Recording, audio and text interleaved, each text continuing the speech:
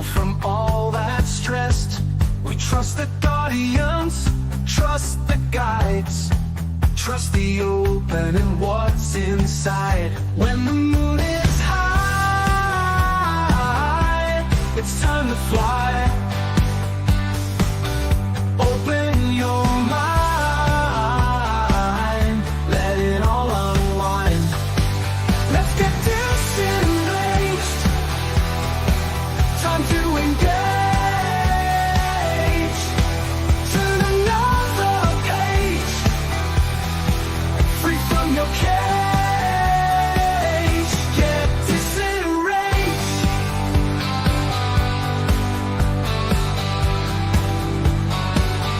When you feel like you've had enough and the week was busy and tough, you need a break, you need some fun. You need to take time from the run. We'll blow your mind, we're just in time. Seek and ye shall find. Time to unwind, let's get disenraged. Time to engage. Turn another page, free from your cage. Get disenraged. Aliens, ghosts, spirits in the shadows, spirituality, ultra reality, the Bible, the pagans, all the conspiracies, tarot, astrology, and alternate history. Open your heart to other possibilities and get disenraged. Time to engage. Turn another page, free from your cage. Get disenraged, disenraged, disenraged, disenraged, disenraged.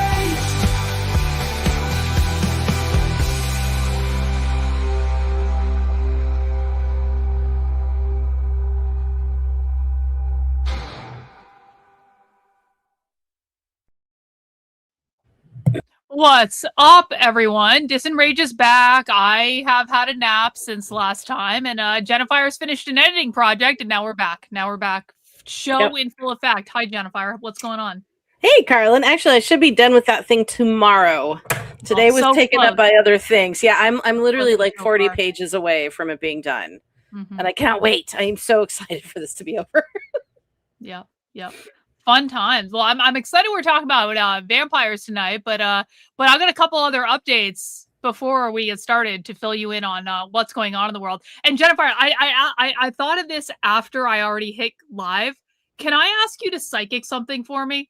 Oh God. I'll repay you in some sort of like thing or something. You know I will, but like, can I ask for some psychicry tonight? I can certainly try.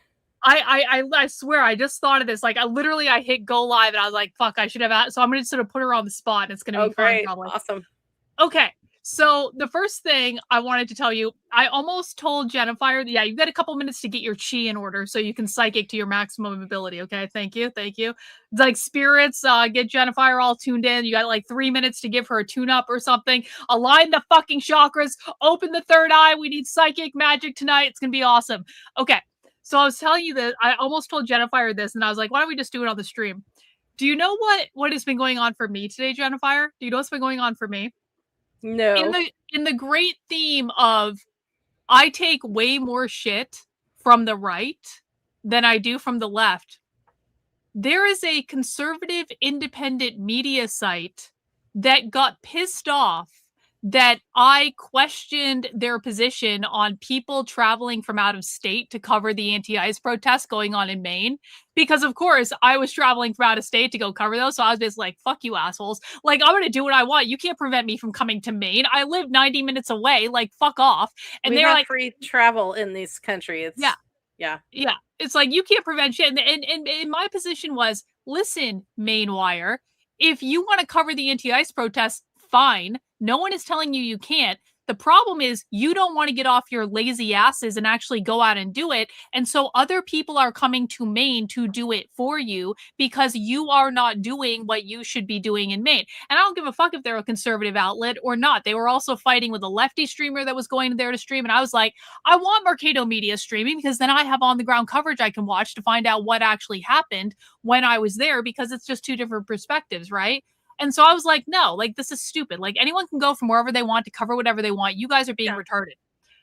Well, ever since then, the Maine Wire and its various journalists and employees have been attacking me on Twitter, but they're not attacking me for anything good.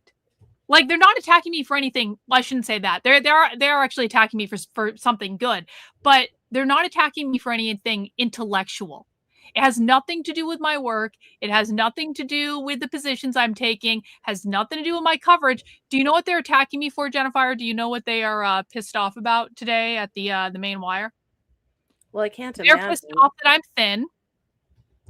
They're pissed off that I'm thin. Because I took this video yesterday of me wearing a sassy outfit that I wore with Victor on like a little outing or something. And I posted it to Twitter. I'm posting it to my Instagram where I talk about clothes and bags and stuff. So that's why I took the video. But then I posted on Twitter to troll people, because people lose their minds when they find out how much fucking weight I've lost. Like, it's like they lose the ability to function. And they claim I'm still 300 pounds and not that I was ever 300 pounds, but you know what I'm saying? Like, they think that I'm 300 pounds and I'm using some secret mega filter to make myself look like a size 4, when in fact I am still like 300 pounds, even though I never was 300 pounds. But this is the shit I have to deal with all the time. So this is a person that actually works for the Maine Wire. You can see he's an editor at the Maine Wire. The fact that she's still rattled about this kind of proves that it's filters. So he's trying to make it seem like I'm using filters. And then he said that this video I posted today was also filters, when in fact I just was sitting in my car and recorded a video and I happened to have sunlight shining on me. So sunlight apparently is a filter. And he doesn't understand that I'm on live fucking video 6 days a week. Yeah. And so people can see I'm not even wearing makeup. You can filter, Jennifer, filter. It's not just that I have good skin. It's not just that I've spent thousands of dollars on skincare products to keep myself looking like this, that I use twice a day on my skin, in the morning and at night, and occasionally moisturizing during the day as well, just because. It's not because of any of these things. It's because I'm using filters and I don't actually look like this. I think that's really... Because, you know, when you were asking me what were they attacking for, I'm like, oh, please don't say the weight. Please don't say it. Because it doesn't make any sense. It's unprofessional. Yeah. And it has nothing to do with any issues. And if they are a publication and they're going after someone for how they look, I'd be like, how can I report them somehow for something? Yeah. Like, there's got to be an oversight somewhere that you can say, listen, your reporter is behaving unprofessionally and is like, what's the word I'm looking for? When you smear somebody in public. For some reason my brain is not working, but you know what I mean. When they're besmirching you in public for no good, just to be mean. You would at least expect them to make some sort of intellectual argument. You would at least expect that. But then they had a friend that was posting with them, and she says, in response to my outfit here, which I freaking think I look good. I think I look fucking good. I love that outfit. I think that outfit is fun. I think it was very cool because it's like a hot day, so it was like just legitimately like functionally cool. And it also looks good. And I'm carrying a gold python bag that I bought during DISENRAGE, so you can see the gold python bag in action. And this dumb bitch says that is an unflattering outfit. How in the ever loving fuck is that an unflattering outfit? This is like straight out of the fucking 60s, like whatever. And so I posted her picture and called her ugly. And then she says, I have a fashion degree and I know better than you. Me and my fashion degree are crying. Yeah. God. Yeah. She has a fashion degree, Jennifer. I should take all my advice from her on how to look like a miserable bitch with an ugly nose ring. Fashion shows, I mean, there's people walk out wearing a rubber raft. So I'm sorry if I don't listen to your fashion sense. I mean, listen, like, I don't fundamentally oppose people with fashion degrees, but we can all just acknowledge that some fashion is good and some fashion is terrible. And just because you have a fucking fashion degree doesn't mean you are the arbiter of what is good and what is terrible. And you know what? People are allowed to like whatever the fuck they want to like. And like, and it should be the fashion people saying that, like, not, I have a fashion degree, I'm going to tell you what to wear. Like, go, like, literally go fuck yourself. Fashion is fun. Clothes are fun. It is about playing. It is about dress up. It is supposed to be fun. And we don't actually need to like the same things. And if I want to wear something that looks fucking 60s and mod, I will. And if I want to wear something that looks like fucking ostentatious and like egregious, like Versace or something like that, I fucking will. And I will carry whatever fucking bag I want, and I don't give a fuck what anyone thinks about it, because I don't care about appealing to you. That is not the point of what this is. Yeah. I don't know. Stupid bitches. That's so stupid. Yeah, it's dumb. Bitches. It's dumb. It's they're gonna hate you. They're gonna hate you. It doesn't matter. You could be wearing, you could be wearing a live polar bear, and there's like it doesn't matter what you're wearing or what you look like. I think that we have proven that point from one spectrum to the next, but one end of the spectrum to the other end, with weight and with style and whatever. So I mean, it has nothing to do with how you look. They just don't like you. Yeah, exactly. And they choose for like the most retarded possible argument. I have a fashion degree, so I know better. Okay. Yeah. Okay. Well, that's nice. I'm glad you're taking me on in my journalism. Me and my psychiatry degree will go analyze you and your burnt brain. Yeah, and especially when you look like a tranny. Especially when you look like a lady, you look like a tranny. Okay? Oh, and you got an ugly nose ring. And you're just like, I mean, come on, listen, man. I used to have my nose pierced too, and then I grew out of it when I was in my early 20s. She's got the bull one. So like, she's got the septum piercing. Yes, exactly. It's the fucking septum piercing. Why would you do that? Ugly as shit. And she looks miserable, and she looks like she's taken too much Ozempic, because she does. I do not have Ozempic face. She has Ozempic face. She looks like a fucking skeleton. They lose all their adipose tissue. I don't know. I mean, she looks like she's trying to do fierce, and it's not working. Yeah. Okay. Well, she can take her fashion degree and shove it. And I don't really care. Like, I don't internalize this stuff or anything. I just think it's funny that like this fucking independent media thing in Maine is attacking me over they don't think I'm thin. Like, of all the things. I cannot even. I cannot. Murphy's Pool. What the hell with the $50? With the $50, bro. Oh my god. I gotta buy Jennifer something nice with that, since she's about to do some psychic tree for me. Thank you, Murphy's Pool. Everyone ready for dad joke? Dad joke preparation. I went to see my doctor. She said I needed to provide a stool sample, so I enrolled in basic woodworking course. I hope you build a good stool, Murphy's Pool. Hope you build a quality stool. All right, now the important part, what I need Jennifer to psychic for me. So Jennifer, you're gonna fucking love this. Are you ready? We've had a Pisces sighting, Jennifer. Yeah. We've had a Pisces sighting. So Master Shake, who is in the community, doesn't come around as much to movie night and stuff, but I think you know who he is. Yeah. He was watching some James Lindsay stream the other day, and the Pisces showed up in the chat of the James Lindsay stream. And so then Master Shake, being Master Shake and an asshole and an antagonist, but we still love him anyway, but a shit stir, yeah, he's like even worse than me sometimes. Master Shake decided to poke at him in the chat and laugh at him, and then asked him, like, oh, what's going on with Algoth? Which, of course, you remember is the name of the demon that the Pisces created that he says is controlling me. And he needs to feed Algoth to feed my need for attention. Where did he even get that name? It's like the algorithm. Algoth, like the algorithm. Oh, okay. Yeah. So his premise is he needs to feed Algoth every now and again. Now, but I thought that this whole Algoth thing was over, because the Pisces has been giving me maximum super silent treatment, ever since he made AI porn of me. And I told him if he ever fucking did that shit again, I was going to get his Kick channel banned because that's not cool. And then he made some excuse and he said, oh, it's someone else's fault that I made AI porn of you. I just couldn't help myself. And I was like, yeah, I think you could have actually. I think you could have. And then there's a little bit more back and forth where I fucked with him a little bit and he didn't like that. And like, whatever. And then after that, he locked down on super silent treatment, which basically means I can say whatever the fuck I want and he will never respond to it or acknowledge it or anything like that, which works great for me because I feel like I'm the total winner in this scenario. I can say whatever I want.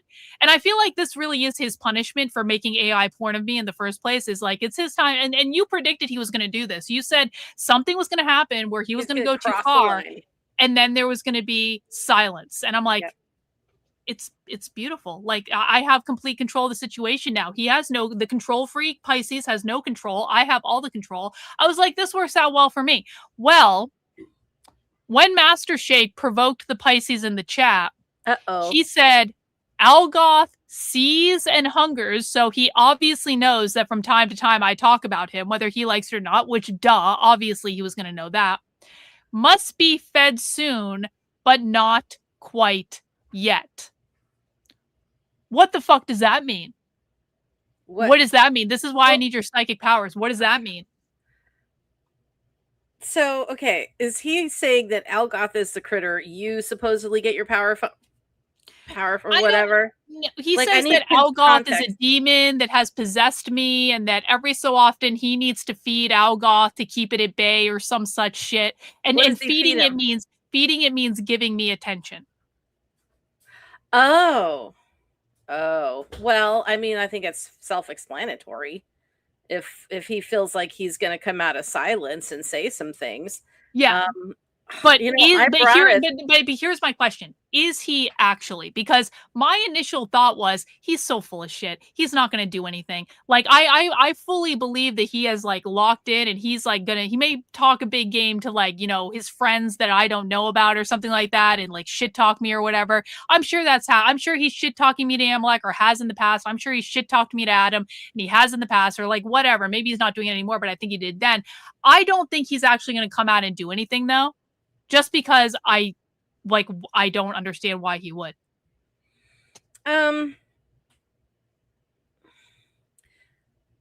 He would need to be poked. Mm-hmm. I feel like there would be a poking of some kind where he's like, that's it, and lashes out. Mm-hmm. So, I mean, to me, it feels like it starts under the don't start none, won't be none category. And so, like, if you just kind of leave it alone, I don't think he'll do anything. I don't feel like you're on his radar like you were. Mm-hmm. You feel very background. So I don't think that he's looking for trouble, but, like, it could have been that Master Shake got under his skin a little and now he's looking at you as if your community fully represents you, because that would be sad given his community. If his community represents him, that would be fucking sad. Yeah, ain't that the truth? So, I mean, and you know, it's not like you pay us and we're your denizens in some way, shape, or form. We're just people who hang out. So, but if someone is poking him in your name, it will come back to you. So that's up to you to decide whether or not it's going to be a problem, if you care, or if you want to say, hey guys, just back off. I'm just done having trouble with this person. I don't care if people poke him or not. If I'm being really honest about it, I don't care if people, I don't care. I don't think that there's anything that he can do to me. And quite frankly, you know what? Listen, had he settled this stuff a long ass time ago and just, you know, owned up to like what he, like his role in all the bullshit, I wouldn't even care. He should have just smoothed things over a long time ago, but he didn't. He kept perpetuating it. He's a fucking petulant fucking child that dug his heels in like a spoiled little fucking brat. And I don't care if people poke him now. And like I said, like, I don't think that there's like literally anything he can do to really impact me anymore at all. And so if people want to poke him, if they see him in the real world, then go poke him. I don't really give a fuck. And if he does something, then it'll be entertaining for me and it won't actually impact my life in any way, shape, or form, but it'll be entertaining. So like, whatever. Well, we all have free agency and stuff, and I know you respect that, and everybody here is they're gonna do what they're gonna do, and we've got a little group of shit starters, and it's very amusing from time to time. I don't think anyone's gonna cause real trouble. I don't think there's nothing he can do That's what I'm saying. It's like even if he does something, it's like no one listens to him anyway.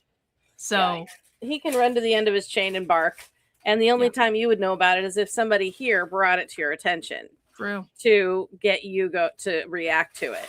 So I mean, it's up to you if you want to know or if you don't want to know. I mean, if you don't know about it, it'll be like it never happened.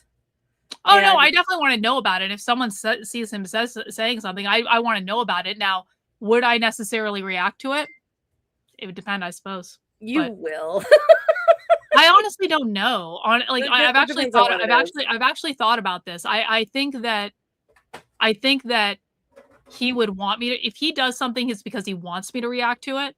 Yeah. And so the best thing I can do is just not, because again, it's like I have a million times more relevance than he does. And so I think if you just leave it alone, it will go away very quickly. I didn't say I was going to leave it alone, but like obviously I'm not leaving it alone. We would not be doing this segment. We would not be doing the psychicking segment on the internet if I was going to leave it alone. But like, I'm going to do whatever the fuck I want. Then why are you asking me to psychic something and you're not going to listen? Well, because I was actually curious about your like intuition over whether or not he was actually going to do something, or whether he's just like me, like being like a dick on the internet or whatever, right? Or whether or not like my intuition was correct, which is I don't think he's actually going to do something. I don't actually think this is something that's going to like turn into anything. I feel like right now he's just mouthing off. I don't feel any action. I feel like he's already forgotten he left that comment. Probably true. And so anything, it would only turn into something if, sorry, husband is getting himself some dinner. It would only turn into something if it became a repeated burr under his saddle, if you will. And then he may say, okay, I'm done. But right now he's just ignoring it for the most part. He's just being a dick. Mouth. Maybe it's kind of like a challenge. Maybe that's like actually a community challenge. What would it actually take? See, now I wasn't actually thinking about this before, but now that you've said like this is like an act, like what would that actually? I don't know. I mean, if you want to rile him up and start your little battle all over again, I think that's beneath you personally. It is. It totally is. I'm not sure I want to do that. By the way, I'm just like say I can ponder what if for a moment. Like, what would it actually require? How hard would we have to work harder to get him to actually speak than we would to infiltrate a socialist meeting? Like, what's the scale here that we're talking about? He's got the kind of energy where if you do something once or twice, you do it all the time. Yes, very so true. It wouldn't take that much. In my thought, you think it would be easy? Yeah. And I don't know. I mean, like I've only seen him from what you've shown him to me, but I just get the impression that he's just very, very petty. And so people who are petty make very big deals out of very little things because it makes them feel important, and they do a lot of the displacement kind of stuff. So I mean, it wouldn't take much, but it would have to be something that would be rapid, like release. Like within a week, you could have him like streaming about you again.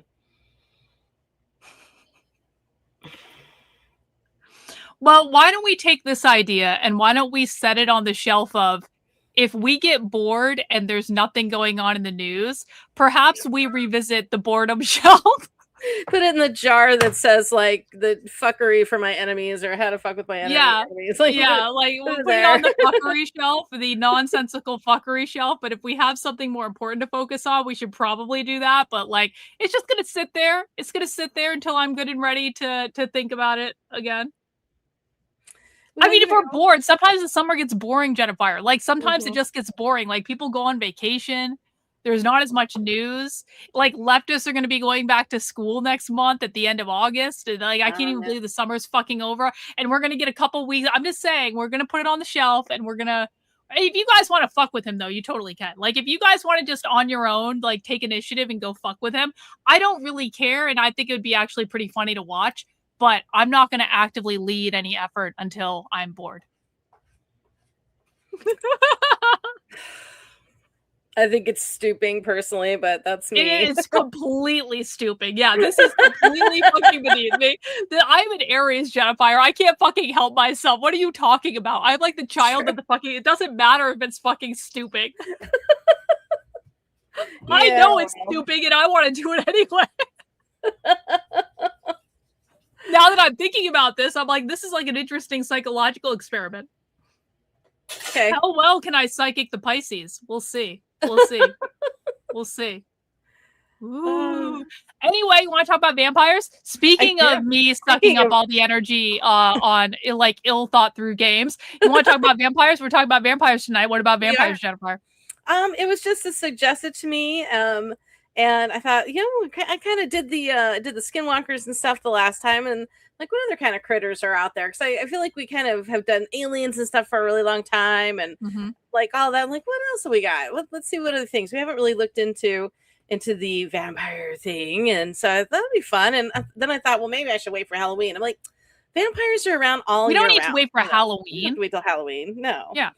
So I think it'd be just interesting to see some like documentary style background on them. I think the first video you want to show it's actually a channel that does the actual anatomy of a vampire. So how do they eat? Why do they need to eat blood?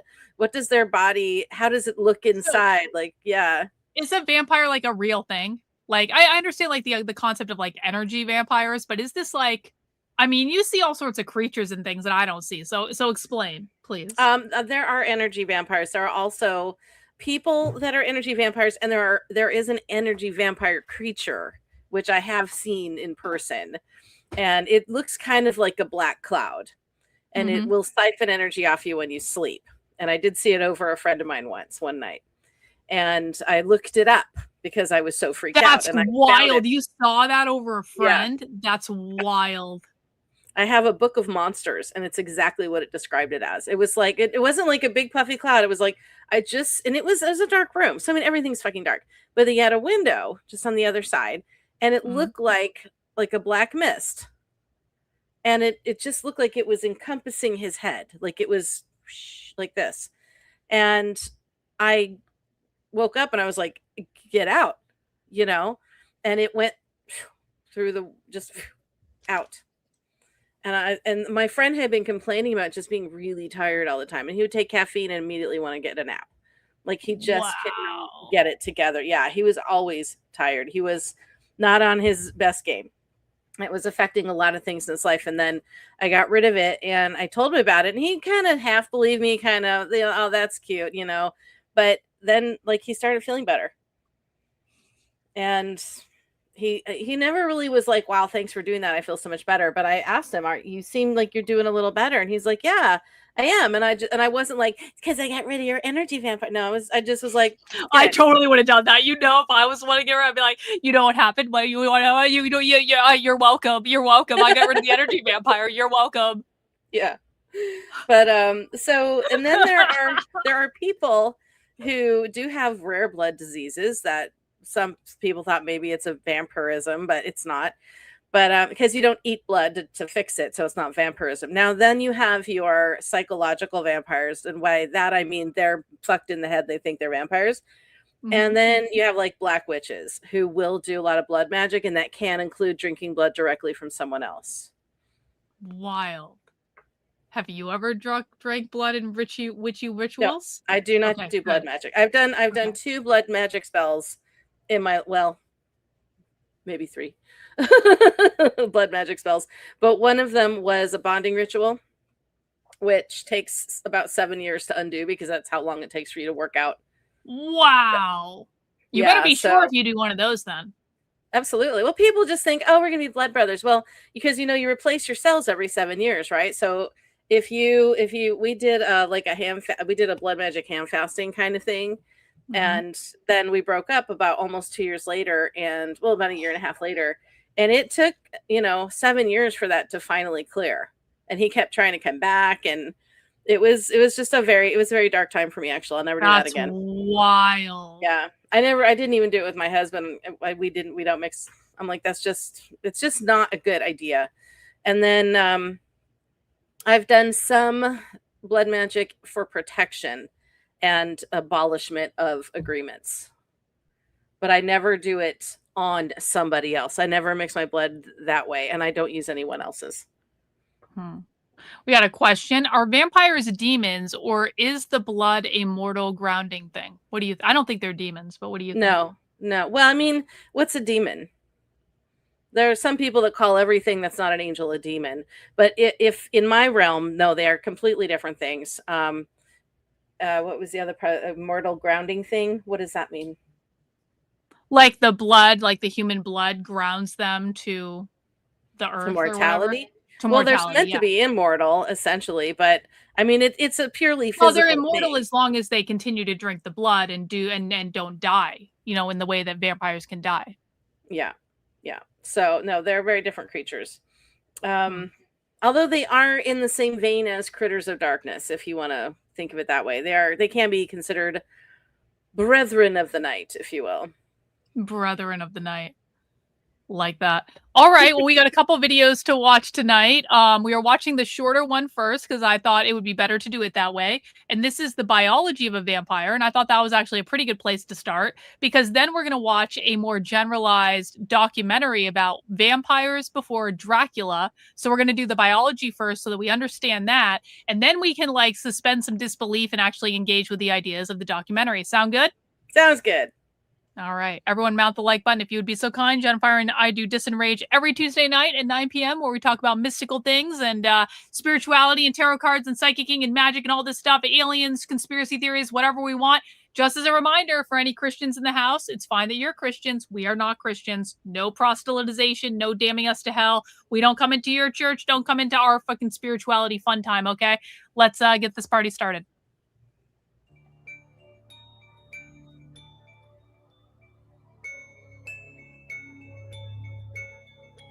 This video is a work of fiction. For entertainment purposes only. For those in the back. There's hunted us for eons.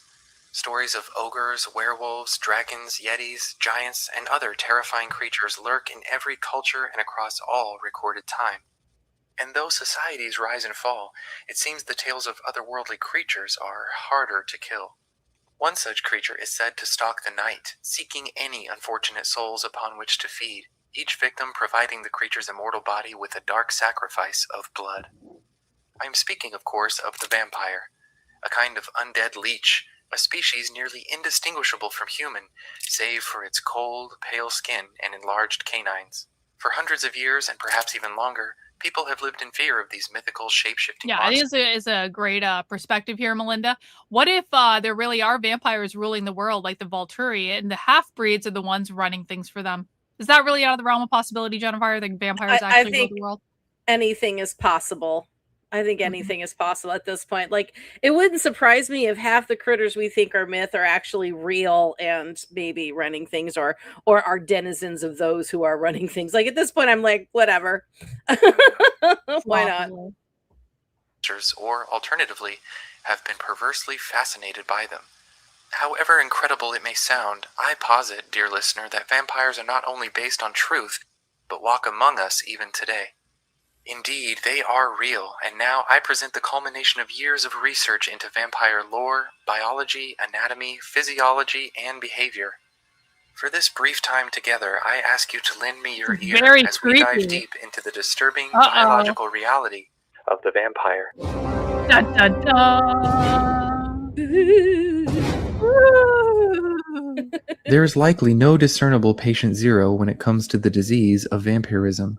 When asked, historians and theologians may point to Lilith or Lilitu, a figure in both Hebrew and Babylonian mythology. In both stories, nocturnal sanguivore or blood-eating is a common thread. As previously mentioned, the concept of the vampire is present in cultures around the world. The Strigoi in Russia, the Manananggal of the Philippines, the Jiangxi of China, the Caribbean Sokoyant. These monsters differ in many ways, but they share one common trait, a thirst for human blood. But it was the legends of 12th century Europe that truly cemented our modern conception of the vampire. It was this era that gave us many of the superstitions and traits we associate with vampires even today. Though, of course, Stoker's Dracula and Murnau's Nosferatu have been arguably even more influential in the modern era. Like many of you, for years I considered these myths of nocturnal, blood-sucking creatures to be nothing more than primitive fantasy, relics of bygone religions and the products of overactive imaginations. Then, many years ago, I was confronted with something I couldn't explain. A dear friend and colleague was attacked by cover of night, her blood drained from 2 small pricks in her neck, seemingly as she slept in her bed. Since that time, I sought her killer and stumbled upon a truth purposefully hidden for millennia. And though I haven't yet filled in all the gaps, I now believe that I have enough evidence to draw a conclusion. See, now Bela Lugosi Vampires are made not Dracula supernatural. sexy. Yes. Totally. And- Because vampires went from being fearful creatures to like the hot guy, you know? Yeah. So true. Beings as the stories tell. They are as real as you or I, but as the result of a mutagenic virus, they possess abilities that I am only beginning to comprehend. I hope that you'll withhold your judgment as to my level of sanity for just a few moments longer. I will present to you now the findings it's taken me decades to compile, and thanks to some new colleagues, much of these findings are taken from first-hand observation and Colleagues. dissection. But before we can discuss the details of these creatures' design, we must first understand how their condition spreads. Contrary to popular thought, it is not a supernatural imbuing of life force, nor a selling of one's soul to the devil that causes the dark transformation into a vampire. It is, in fact, a lowly virus transmitted through bodily fluids, a mononegavirus with properties similar to rabies, mumps, and measles.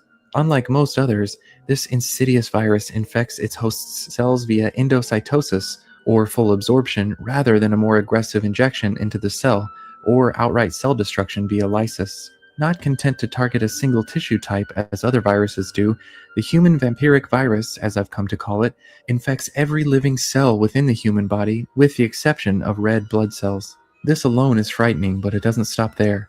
HVV appears to alter its host cells in a uniquely insidious manner, allowing them to continue normal processes HVV. such as We have- regenerating their membranes, We have an while acronym. also hijacking them in order to produce its own virus clones. In short, while cells are infected and altered, they are not destroyed, a trait that makes the virus immensely successful. Adding to this success is a staggeringly rapid replication cycle. Infection of the thyroid gland initially increases the speed of metabolic processes throughout the body, and the virus's incubation period is a nearly unprecedentedly brief 6 to 12 hours. Once incubation is complete, victims of HVV begin to manifest an array of symptoms not unlike the common flu: headache, fever, chills, as well as the effects of the aforementioned metabolic increase. Rapid heart rate, severe thirst, excessive sweating, and frequent urination have all been observed. These symptoms generally last another 6 to 12 hours. But while these particular effects are disturbing, they are by no means unique to HVV. 12 to 24 hours after these symptoms first appear, however, the victim will slip into what I term a vampiric coma, and it is this state of active unconsciousness that begins the true transformation. If the victim lives through this extraordinarily taxing process, they will awaken an entirely different creature. When Bram Stoker set out to write one of the most influential pieces of Gothic horror to date, he likely had little idea what an undertaking it would be. With an ensemble of fleshed-out characters and a world rich in history and lore, at times he likely felt as overwhelmed as many modern novelists, world builders, and even dungeon masters do. If only he'd had access to World Anvil. With World Anvil, even the most complex world building Wait, is a and then breeze. we just go into with a its commercial? robust tools, Commercial! no! No! Peaceful slumber. With the aforementioned symptoms, That was- the that victim That was was appears a to be in a slick kind of transition unconscious into a agony. commercial, though, It's I a have little to say. wonder I why didn't even this catch is. on. The body Yeah. undergoes numerous anatomical and physiological changes in a very short amount of time. Based on my own observations, pulse and breathing become erratic. The pupils dilate, the skin sweats profusely, and significant weight is lost. Toward the end of the coma, the victim appears to be calm, and they could be mistaken for dead. There's little doubt that some unfortunate victims have been prematurely buried this way, but the victim doesn't always survive the vampiric coma. In elderly and very young victims, mortality is very high, with a majority of survivors being aged between 18 and 35 years. Many outside this range simply never wake up.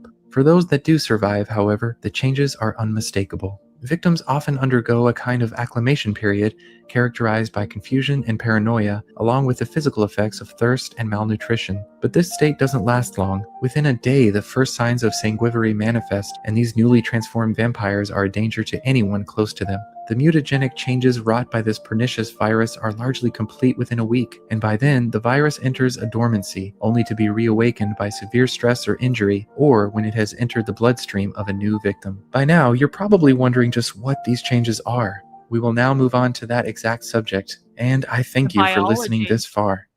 Though the exact mechanisms are as yet unknown to me, I believe that the virus works in essence by a process known as horizontal gene transfer. This phenomena isn't unheard of in nature. For example, the genes that facilitate stinger growth in certain cnidarians appears to have been incorporated from the genome of a foreign bacteria. What is clear, even to the outside observer, is that by the end of their transformation, vampires exhibit elongated, gracile extremities, extended mandibles, and numerous other anatomical and physiological changes. It is my intent to publish a deeper analysis of each facet of these changes, but since our time is short, I must be succinct. Some of the less obvious changes, at least to the outside observer, occur in the vampiric brain. There appears to be a reduction in serotonin levels which would normally temper urges. Neural pathways associated with dopamine and endorphin release are strengthened, specifically in response to feeding. For this reason, for the vampire, drinking blood is an intensely pleasurable act. Circadian rhythms are also reversed in vampires to allow for their newly nocturnal biology, but that's only the tip of this proverbial iceberg. The vampire amygdala is hypertrophied, roughly 7% larger than in the uninfected, and the visual cortex is a staggering 13% larger. Synaptic interconnections between the anterior cingulate gyrus and the rest of the brain are much lower than normal, almost as if the core of the brain is being isolated from the neocortex. Furthermore, the corpus callosum is 20% larger in vampires than in humans, resulting in a near instantaneous communication between hemispheres. Finally, interneuron density and cortical folding and lamination far exceed normal parameters, particularly in the visual cortex. In short, vampires are omnisavants, with pattern recognition abilities and intelligence far beyond ordinary human capabilities. The enlarged amygdala also seems to facilitate vampires a level of perception that borders on precognition. On the other hand, likely partly because of this, vampires are much more prone to obsessive habits, such as rearranging and counting objects. Oh yeah, you know how Additionally, Hang vampire on. motor... Go ahead. if you're being pursued by a vampire, they say scatter something in front of them because they have to stop why? and pick it up or organize it What? Why? because OCD. Oh, He was just so talking about basically they have this. they're like a super autist. Yeah. Super So- autist. Yeah, Great. super autistic. That's exactly what we need. A fucking virus that makes autistic bloodsuckers. There was Exactly what we need. one of my favorite X-Files. They had this kid they actually find a real vampire, and Scully. It was Scully, or I can't remember now. I think it was Scully. To get away from him, she like threw a bunch of papers or something on the floor, and he stops and he's like, "Why did you do that?" And he gets it down and starts folding them up and like get them all organized, and it was really funny. But yeah, that's like one of the things to do is to scatter something because they're obsessive about keeping things in order. Good to know. Vampire pro tip. Yep. nerve axons are nearly twice as thick as a normal human's, resulting in lightning-fast reflexes. Paired with their extraordinary perception, it's no wonder why our ancestors conferred supernatural powers on the infected. Sight is an additional highly affected sense. Upon awakening from their coma, the vampire's irises are visibly hyperdilated to the point where they appear almost entirely black. Increased reflectivity causes the irises to shimmer even in faint light, similar to the tapetum lucidum found in many nocturnal animals. In my testing, I've also determined that vampires possess quadrochromatic vision. While we humans only have 3 types of cone in our eye, vampires have 4, the 4th I being have tuned 4. to near infrared. You have 4. You have that anomaly that lets you see more color, right? Yeah, I can see extra colors. Ooh, Jennifer is a vampire. Confirmed.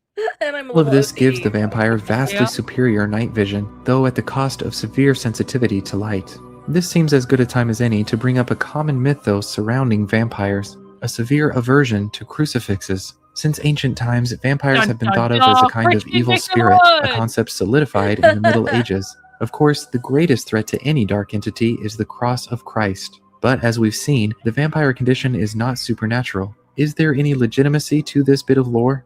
Let me explain with a bit of context. Our eyes contain arrays of specialized receptor cells. Some only activate when they see light and shadow in conjunction. Some activate only when they see horizontal lines, horizons, and so on. In vampires, the receptors that respond to horizontal lines are cross-wired with those that respond to vertical ones. When both sets of receptors are fired simultaneously in a very specific way, that is, when intersecting right angles occupy more than 30 degrees of visual arc, positive feedback seems to generate a neuroelectrical overload in the visual cortex. This overload can lead to violent seizures, though in my testing, only in specific situations. When the virus first appeared, His likely testing. This is millennia so ago, cute. Yeah, in this his glitch caused few scientific problems for experiment. vampires.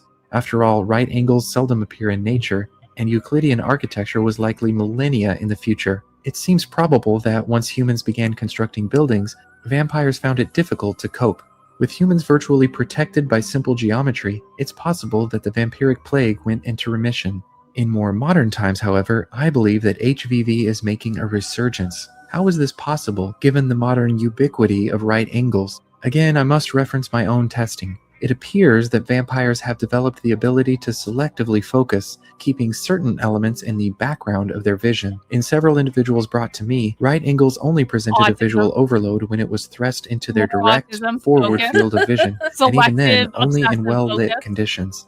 In short, the so-called crucifix glitch is no myth. There are, however, many actual myths associated with vampires, which I will discuss shortly. But of course, vampires' heightened senses aren't only limited to sight. Hypertrophic cerebral neurons and additional receptor cells dramatically increase hearing range, and the same is true of smell. Unfortunately for their human victims, hiding from a vampire is nearly impossible. Some of the more impressive changes, however, occur in the more visible aspects of vampire anatomy. For one, muscular composition is drastically altered during the vampiric coma. Human muscles are made up of two main types of fiber, fast twitch and slow twitch, at a ratio of about 50-50. In vampires, an astounding 90% of their fibers are the fast twitch variety. Oh, you want to know a along with a fun fact about me? So Ooh. endurance athletes, like successful endurance athletes, have a higher proportion of high twitch muscle fibers to low twitch, and that's why they're successful endurance athletes. I have that same thing. Ooh. And I found this out when I did a DNA test. They were like, "You got like I have the high twitch muscle fibers," which is probably why I did like marathoning and stuff like that. Not that I was ever very good at marathon. I was never an elite athlete or anything, but I still ran 26 fucking miles, and that's still like a lot. So I have the endurance fibers of endurance athletes. The high twitch. That is that's cool. I definitely don't have that at all. Yeah. No. I've always been very athletic. I've always been very athletic. Like if I want to be athletic. If I don't want to be athletic, I'm not. But like if I want to be athletic, I'm extremely athletic. Yeah. I build muscle really easily, but I'm not an endurance person at all, for sure. I've thought about like maybe I'm gonna start running again. I've been experimenting with running a little bit, and I haven't been in pain during it. So maybe it's just like the weight loss was helpful in fixing some of the issues that were going on my leg anyway. It's hard to run when you're carrying extra weight because it's heavy. I mean, people run with weight to increase their endurance, but it's hard on your joints and your body. All that jiggling and jarring, it's too hard. It was. I did. You stupid motherfucker. I did. In fact, I did it. I did it so many times that I have these here medals, and these are just two of the medals that I have sitting on the desk right now. There's 2 Boston Marathon medals. You stupid fucking cunt. Do you have 2 Boston Marathon medals? No. Shut the fuck up. So no, I mean, I wasn't like overweight when I was running. Like I gained the weight after I stopped running because I wasn't well, your metabolism will slow down because it's used to a certain level. But I mean, like I've seen those amazing videos, and I love these videos of people who are like 400 or 500 pounds that they start to walk and jog. Oh yeah, that's a whole other thing. Yeah, that I can't even imagine. Wow, that's dedication. I'm so impressed with that kind of stuff. It's amazing. That's hard to do. That's I mean, people like. I mean, I know that they're fat, but like, hey, bro, banned from my channel. Go away. Continue to be a dick in my chat. He's just like, guy who said I didn't run 26 miles is being an asshole. No, but I thought about maybe starting to try to run again, but like I'm still working my way up to go back to the gym regularly, and I'm not quite. I was still traumatized by the fitness days. I'm just excited to get my rower again. I need my house so I can have my rower out. I love my rower. I used to be really good at. I need to go back to Orange Theory is what I need to do. I used to do Orange Theory before the pandemic, like when I was trying to get my ass back into shape essentially. And so like in the year leading up to the pandemic, I did Orange Theory almost like every day, which is basically like Orange Theory is like this fitness class thing where you go and you do rowing and then you do weights and then you do treadmill and you do each of those for 20 minutes and they do different things every time and like whatever. I was going to that a lot. And so I actually was like they do these like competitions among the members. I was like the number one rower in terms of like power of like any woman in my age range Nice. at Orange Theory. Because I'm just like, but like it fucking hurt my back to do it. So Oh, I yeah. don't know, like maybe that's changed since I'm good at rowing, but it just hurt my back all to hell. Well, it's if you're doing it properly and you're not doing it to compete, because that is a lot of strain, you know. But if Yeah. you're just, we're talking like doing for it 30 to do seconds it, or a minute. I wasn't doing like 10-minute rows. I was doing a lot of Okay. power for 30 seconds to a minute. yeah, I just like it because it's low endurance. It's really good. It's nice to lubricate your joints, or it's almost a full body workout, and it's just fun. I like the motion. I like to move, but I don't like jarring. I don't like to run. Bicycling is fine, but then it's like, where am I going to go? And I just love the fluidity of it. So Significant increase in myoglobin and mitochondria, which allows for a greater amount of activity without lactic acid buildup, and elevated intracellular ATP means that vampires are not only frighteningly fast and strong, they are nearly inexhaustible. Interestingly, the heart is one muscle that is not marathon strengthened runner, after the change. It is, in fact, the exact opposite. The vampire circulatory system undergoes a complete inversion as the heart ceases to beat. Instead, blood is pumped via the contraction of skeletal muscle, and the heart eventually atrophies from disuse. While at rest, involuntary spasms known as fasciculations take place in the limbs and emanate from the furthest extremities inward, similar to the wave-like peristalsis of the GI tract. As a result, hand tremors can be a dead giveaway for a disguised vampire. But along with their teeth, one of the most obvious indicators of vampiric infection is their skin. Around 3 days after awakening from their coma, blood circulation begins to slow, especially in the epidermal capillaries. At the same time, capillaries in the core begin to proliferate, drawing blood away from the skin and into the trunk, giving vampires a signature sickly and almost ghostly pallor. Thinner areas of skin, such as the eye sockets, lids, and lips, are the first to be affected by these changes. To disguise themselves, vampires will often cover as much skin as possible with clothing and apply thick makeup to the rest. Now, the time has come to speak of arguably the most disturbing aspects of vampire biology, the diet of blood. Digestion begins in the mouth, as they say, and vampires aren't so different. In most other respects, however, they are much more similar to the vampire bat, an animal whose insect parasites, I hypothesized, may have been the original source of the virus. Of course, we can go no further without discussing the vampire's characteristic teeth. During the latter half of the vampiric coma, both the upper and lower eye teeth experience extremely rapid growth. Produced inside the pulp, it appears that specialized ameloblasts travel through the narrow pores of the dentin and crown, and upon reaching the surface, will deposit additional enamel onto its tip, creating a sharp fang. As a vampire ages, fluid loss causes a noticeable recession of the gums, making the teeth appear longer. This process bestows the iconic enlarged canine upon its hosts, but they're certainly not for show. Upon locating a slumbering victim, vampires will use their sharp canines to make an incision in the skin,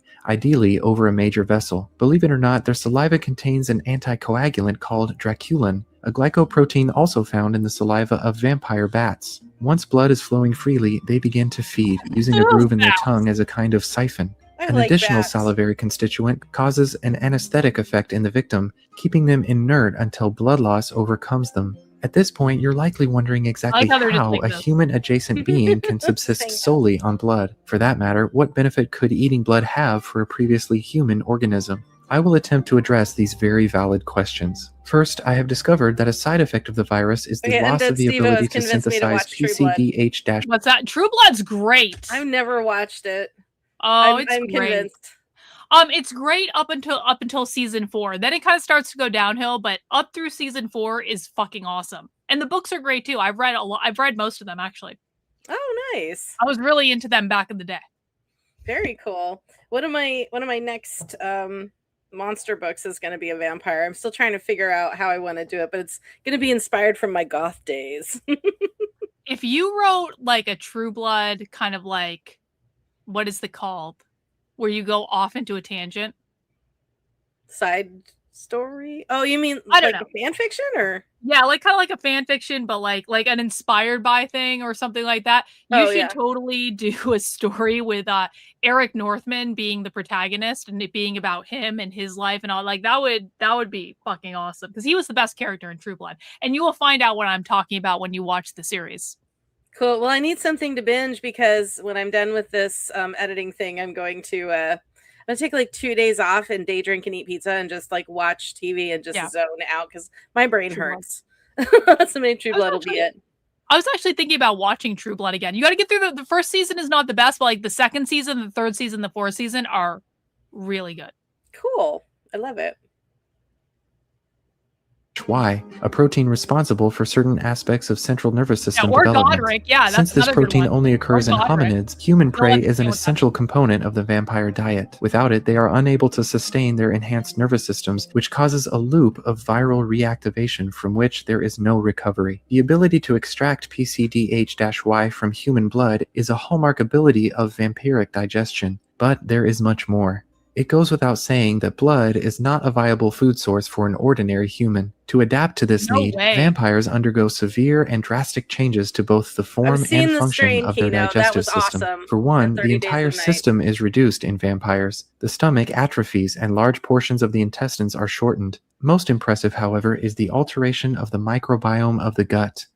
Over a period of years, though the exact number is as yet unknown to me, the gut becomes host to a variety of immune-supporting bacteria, a kind of symbiosis that is facilitated, I believe, by changes to the vampire genome resulting from the HV virus. This, paired with what appears to be an enhanced resistance to prionic diseases, makes the vampire virtually immune to bloodborne diseases and bacteria. Additionally, the vampire digestive system is able to assimilate the high levels of iron found in blood and is able to process its high levels of nitrogen waste. But then, there is the problem of volume. Human bodies generally contain about 5 to 6 liters of blood, while the vampire stomach holds only about 1.5 liters. As a result, the popular notion of a vampire draining a victim of all his or her blood is functionally impossible, unless the feeding takes place over several hours. And in fact, this is exactly what occurs, but not only because of limited stomach capacity. In order to cope with the excess nitrogen, vampires must take frequent breaks to urinate. Furthermore, the resulting urine gives off an extremely pungent, ammonia-based odor. Gross. At this That's a point, lot we've more discussed much information of than the I needed changes that about occurred vampires. during the Yeah, real. transformation Right there. from human into vampire. But you may have picked up on another fundamental problem. If the not virus cool, is man. transmitted via body fluid, and if vampires prey on humans, then it would stand to reason that eventually humans would be eradicated, leaving vampires with no remaining food source. Paradoxically, it is the virus's inability to infect certain humans that has led to its continued existence. Through some unconventional testing methods, I have determined that a significant portion of the population, though more testing will be necessary to determine just how significant, is effectively immune to HVV. These immune hosts will produce antibodies as soon as they start showing symptoms, whereas normally it can take days or weeks for the bodies to produce antibodies for a new infection. The one exception to this rule is natural antibodies, which are believed to be the result of microbes native to the body since birth. By default, this limits the spread of HVV. But even among those who are susceptible to the virus, vampires have a solution to the problem of overhunting. Blood tests indicate that vampires have elevated levels of leuenkephalin, a peptide partially responsible for inducing hibernation in animals like bears and squirrels. Indeed, vampires are able to enter a kind of suspended animation for extended periods of time, and though my own testing has yet to find the limits of this ability, I hypothesize that by awakening every few years only briefly to feed, a vampire could remain essentially dormant for hundreds of years. This extended hibernation not only allows the vampire to survive when resources are scarce or competition is fierce, it also gives their prey an opportunity to repopulate, and with a species as slow at reproducing as humans are, the longer the better. In fact, even when resources are plentiful, this hibernation period may be required, as the transfer of food energy between trophic levels is very inefficient. But even with the ability to hibernate, how is it possible for vampires to live for so long, hundreds of years in some purported cases? It appears that vampires are able to ward off the DNA damage that occurs during cell division in normal humans. In humans, the protective caps on the end of chromosomes, known as telomeres, become chewed up over time, but not in vampires. This is due to an increased production of telomerase, an enzyme that adds DNA sequence repeats. In addition, it appears that higher levels of the antioxidant enzyme catalase protect the cells from free radicals and ambient radiation, preventing oxidative and ionization damage to the DNA. In short, it seems that vampire physiology is virtually immune to the damaging effects that lead to aging. If you've stuck with me this long, your mind is likely still filled with questions. All right. We're basically at the end of this video, I think. Yeah, basically at the end of the video. Okay, well, that was a really interesting look into fantasy research of how it is possible that a vampire could be biological. Let's get into our documentary, shall we, Jennifer? I'm really impressed with the level of like actual science that was in that. That was dope. I thought it was great. It's like, you know, if you want to believe in this, here is exactly how this could work. That's so cool. Cool. Well, the next thing we have is a documentary about vampires before Dracula, and this is going to be the bulk of our time tonight. So, I don't know. Like the video if you haven't already. Let's see what this says. But it said it was fiction at the beginning of the video. Bot's not paying attention. Whatever. Probably antagonizing Pisces instead of paying attention. They stalk the edges of our nightmares. Creatures that drink blood, rise from the grave and prey on the living. We know their name. We think we know their story. But long before Dracula cast his shadow over Victorian England, the vampire existed in countless forms, across centuries and continents. They have taken many shapes. Mesopotamian demons that stole infants from their cribs, Slavic revenants clawing their way from the earth, Chinese corpses that drained life with a touch, and African spirits that dropped from the treetops to feast on human flesh. This is the story of vampires before Dracula, an exploration of how humanity's most enduring monster evolved across cultures, rooted in the primal fear of the dead returning to feed on the living. Their names have changed, their legends have spread, but one thing has always remained true: the vampire never truly dies.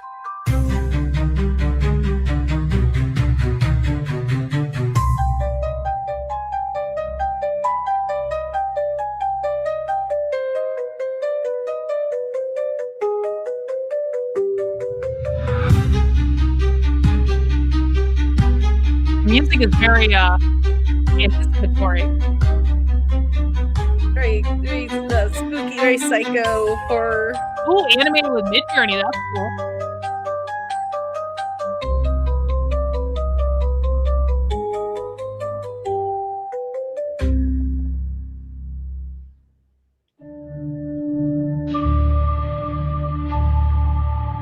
Emerging from the mists of prehistory, the earliest whispers of the vampire take shape in the lands where civilization itself was born. In Mesopotamia, the first great cities rose, but so too did tales of creatures that fed on human life. Long before the name vampire existed, the people of Sumer, Akkad, and Babylon feared something far older: demons that drank blood, stole infants, and haunted the darkness between the stars. The moonless night stretches over the Fertile Crescent, where the first cities of humankind rise beside the Tigris and Euphrates. It is a land of towering ziggurats, of scribes pressing cuneiform into clay tablets, of laws carved into stone. And it is a land of demons. Ooh, demons! Among them, none is more feared than Lamashtu, mentioned. the child snatcher, the blood drinker, the terror of Mesopotamian mothers. She is no simple spectre, but a The terror of Mesopotamian mothers. It's like next fucking level. Yeah, that's very specific. divine horror, a goddess demon whose cruelty surpasses mortal understanding. Descriptions of her are etched into ancient Sumerian and Akkadian texts, invoking her monstrous form. The head of a lioness, the ears of a donkey, fingers tipped with talons. Her breath is disease, her touch is death. Unlike many demons who serve the gods, Lamashtu is a rogue entity, a force of chaos that answers to no divine master. She roams the night, slipping into homes and cradles, her jagged teeth bared as she leans over sleeping infants. The texts say she gnaws on bones, sucks the marrow, and drinks the blood of men. She's the darkness in the bedroom corner, the cold wind that unsettles a newborn's sleep. The fear of Lamashtu is so potent that even the gods do battle with her. Pazuzu, the winged demon of storms, is invoked to drive her away. Small clay amulets bearing his snarling visage are placed in homes, a grim protection against the mother killer. These artifacts, buried in ruins across Mesopotamia, are remnants of an ancient war, not between mortals but between spirits. The mere existence of such widespread charm suggests how deeply ingrained the terror of Lamashtu was in the Mesopotamian psyche. This was not a myth to entertain. This was a danger to defend against. But Lamashtu was not alone in the pantheon of blood drinkers. Another more elusive figure haunts the same shadows. She is Lilith, a being whose legend would stretch across millennia, evolving with every retelling. The earliest references to her appear in Sumerian incantations, where she is one of the Lilitu, desert spirits who dwell in wastelands and ride the night winds. Unlike Lamashtu, who is brute force, Lilith is seduction. She is often depicted with flowing hair, her body both alluring and unnatural. In Akkadian texts, she is said to steal children from their cradles and feed on their lifeblood, a theme that persists when her myth migrates to the Hebrew tradition. It is there, in early Jewish writings, that Lilith is reshaped into something more powerful, more terrifying. Are you telling me the Jews took a myth and then reshaped it into something else that was advantageous for Jews? They would never do that. The Jews are a people that would never make shit up, Jennifer. That would never happen. No anti-Semitism. Why are we watching this deeply anti-Semitic video on my channel? What are you thinking? I'm caught off guard. I just but you're like, that's the thing you picked up on, Karlyn. That's it. Okay. Well, no, because I kind of screened bits and pieces. Yeah, of this. I'm like, is gonna love this. Where's Amalek? Someone page Amalek right now. Jennifer, I need you to disavow this overtly anti-Semitic. Disavow. So, I mean, are you telling me that they like wrote fiction into their spirituality? Are you telling me that the Jews have invented things that were not based in reality that was advantageous to them? They would never! Nobody would ever do that. No religious leaders, especially not the Jews, would ever. No, Everything in a religious text is 100% accurate to reality and truth. Jews are God's chosen people, Jennifer. Never doubt them. Never doubt them. Never question them. Just go along with whatever they say, no matter what. No. Akkadian texts, she is said to steal children from their cradles and feed on their lifeblood, a theme that persists when her myth migrates to the Hebrew tradition.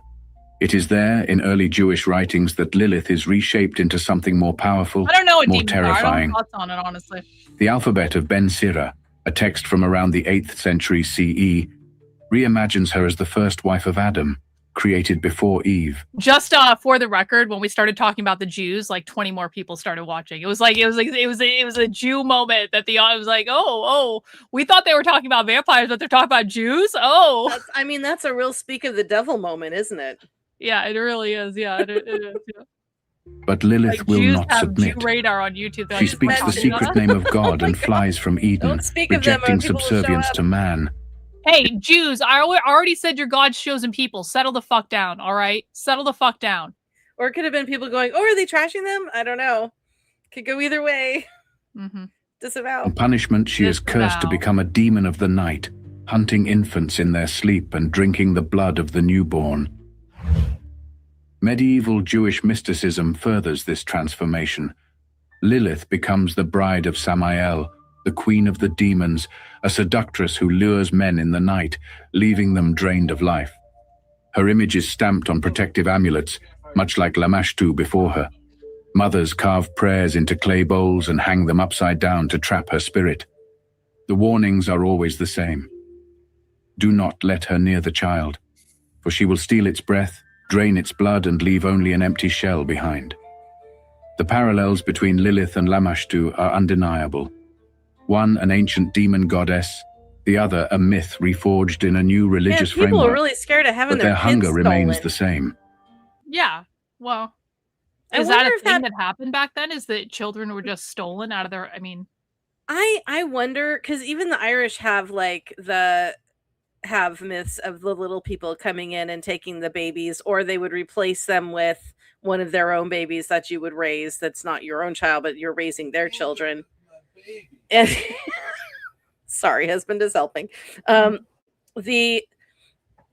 God, when you do that, I always lose my train of thought, dude. Not helping, husband. Not helping, husband. Bless your heart, you mean well. So what I think it might be a reference to, instead of literally the child has disappeared from the crib, as I'm wondering if this has to do with like SIDS, like sudden infant death syndrome, or like babies dying in the crib or becoming ill and things like that. So I'm wondering if it's like, oh, they stole my baby, and in other words, they took its spirit or something. I'm wondering if it's something like that, because babies did not have a really high survival rate for, you know, over a long time, like until recently. So you had to be super careful with them. I'm wondering if it was something to that effect. John wants me to write a story about vampire story about communism. Yeah, we'll put that on the list of like 8 or 9 books I'm currently working on, John. Thank you. Actually, it's not a bad metaphor. I do like the initiative. I'll write another fiction book at some point, I'm sure. Because they're fun. It is in Lilith's legend that we see the first clear echoes of the later vampire archetype, a being that is both monstrous and sensual, that seduces and devours in the same breath. Unlike Lamashtu, who is wholly monstrous, Lilith has an eerie allure. She is not a creature of mindless destruction, but of deliberate predation. She embodies the fear of the night, of the unknown, of a predator that does not merely kill, but takes something essential, life itself. These figures, forged in the fires of Mesopotamian belief, are among the oldest recorded nightmares of blood-drinking entities. Their influence would not die with the civilizations that worshipped and feared them. Their forms would shift, their stories would migrate, but their hunger would remain. From the clay tablets of Babylon to the scrolls of Hebrew mystics, their presence lingers. And soon, they would find new homes in the myths of other lands, where their thirst for blood would only grow stronger. The world of the ancient Mediterranean is one where gods shape the fates of mortals, where curses are as real as the breath in one's lungs, and where things that feed in the dark are spoken of only in hushed voices. Unlike the grotesque, bestial entities of Mesopotamian myth, the blood drinkers of Greece and Rome are more human in form, yet no less terrifying in their appetites. They are predators who walk among mortals, hiding behind beauty, seduction, and illusion, always waiting, always hungering. In the fading glow of a dying hearth, an old Greek storyteller weaves a tale of warning. There once was a queen named Lamia, a woman of great beauty and regal grace. But the gods are cruel, and so too was her fate. She was loved by Zeus, and for this she was cursed by Hera, his jealous wife. The punishment was a horror beyond reckoning. Lamia's children were stolen from her one by one, until she was left with only grief and madness. It is said that something inside her broke. The sorrow twisted her, reshaped her, transformed her into a monster. Her beautiful face became a mask of deception. Her lower body stretched and coiled into the form of a serpent, and her thirst became unquenchable. If she could no longer mother children of her own, she would steal them from others. She became a creature of the night, lurking in the shadows, her glowing eyes piercing the darkness, her mouth ready to drink the blood of infants as they lay sleeping in their cradles. Ghastly. Greek poets from as early as the 5th century BCE describe Lamia and her kind as beings that live off the life force of the young, a fate they call worse than death. These myths did not merely serve as entertainment. They were warnings shaping the fears of generations. Parents would speak her name only in cautionary whispers, invoking protective charms to keep her away from their children. But there is something else about Lamia that makes her different from earlier demons like Lamashtu or Lilith. Unlike those monstrous figures, Lamia retains a degree of tragic beauty. Later versions of her myth describe her as a seductress, one who can disguise herself as a beautiful woman to lure men into her embrace. In these stories, she is no longer just a horror that devours children, but something far more insidious, a predator who preys on desire itself. This evolution is important, for it marks the beginning of a theme that will appear again and again in vampire folklore, the deadly allure of the creature that should not be trusted but cannot be resisted. But Lamia is not the only thing that stalks the Mediterranean night. If she is a creature of seduction and sorrow, then Empusa is something else entirely, a being of unrelenting terror. Sent forth by Hecate, the goddess of witchcraft and the underworld, Empusa is a shapeshifter, a creature who walks in disguise, who takes the form of a beautiful woman to lure men into her grasp. But those who fall into her arms do not wake again. They are drained dry, their bodies left lifeless and pale, as if the very essence had been sucked from them. The poet Aristophanes, writing in the 5th century BCE, describes Empusa as a spectral being with a flaming head, one leg of brass and the other the limb of a wild beast. Other sources claim she's a demon who feeds on blood and flesh as she moves between the world of the living and the dead. If Empusa is the hunter of men, then the Strix is the unseen terror that preys on infants in the dead of night. This Roman nightmare was described as an owl-like creature with a shrieking cry, an omen of doom and a drinker of human blood. Roman writers like Ovid and Pliny recorded accounts of the Strix descending upon cradles, using its beak to pierce the flesh of newborns and suck their blood until their fragile bodies withered. And it is here, in this tale of the Strix, that we find something fascinating, a direct connection to later vampire folklore. For the Romans believed that garlic could ward off the Strix, just as it would later be used to repel vampires across Europe. Even the word Strix would later evolve, influencing medieval Latin and early Slavic languages, where it would give birth to the terms striga and strigoi, words that would come to mean witch, revenant, or vampire. So it is in the shadows of ancient Rome and Greece. Hang on, go ahead. The Italian witches, which is a line that I come from, are the strega. So that You come from the Volturi, basically? What the fuck, Jetafire? I'm kidding. the old Italian witchcrafts, the bush witches, but yeah. That the roots of the modern vampire legend first begin to take shape.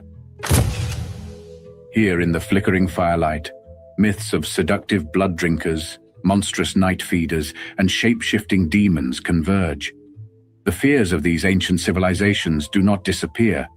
They transform, passed down through generations, crossing cultures, languages, and belief systems. And so we move forward, following these creatures as they slip from the pagan world of antiquity into the realm of the early Christian era, where they will be reshaped, rebranded, and reborn as the demons and witches that will terrorize the medieval mind.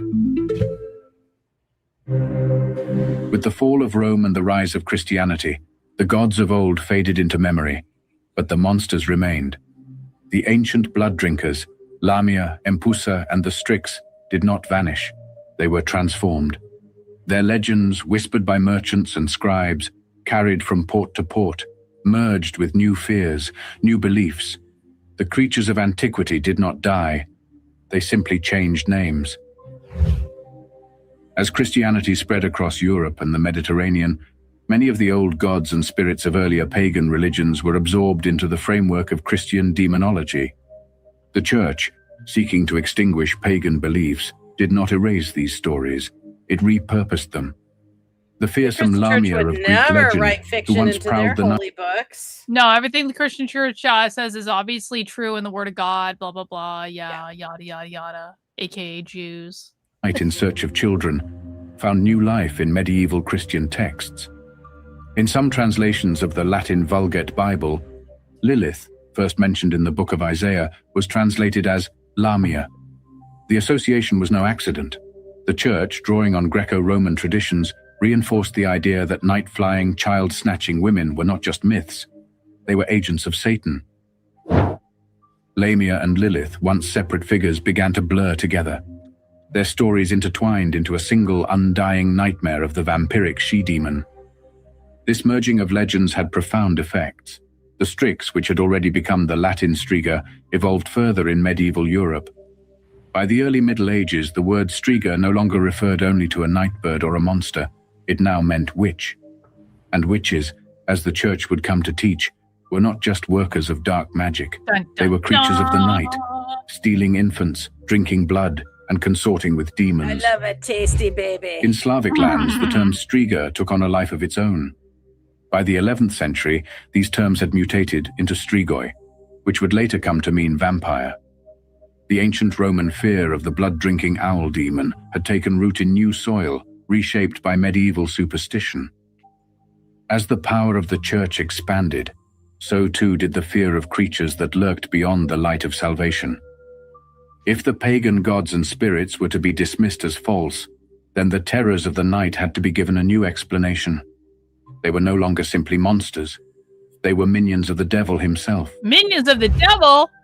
By the early medieval period, early Christian writers began recording accounts of demonic entities that bore striking similarities to the vampires of earlier civilizations.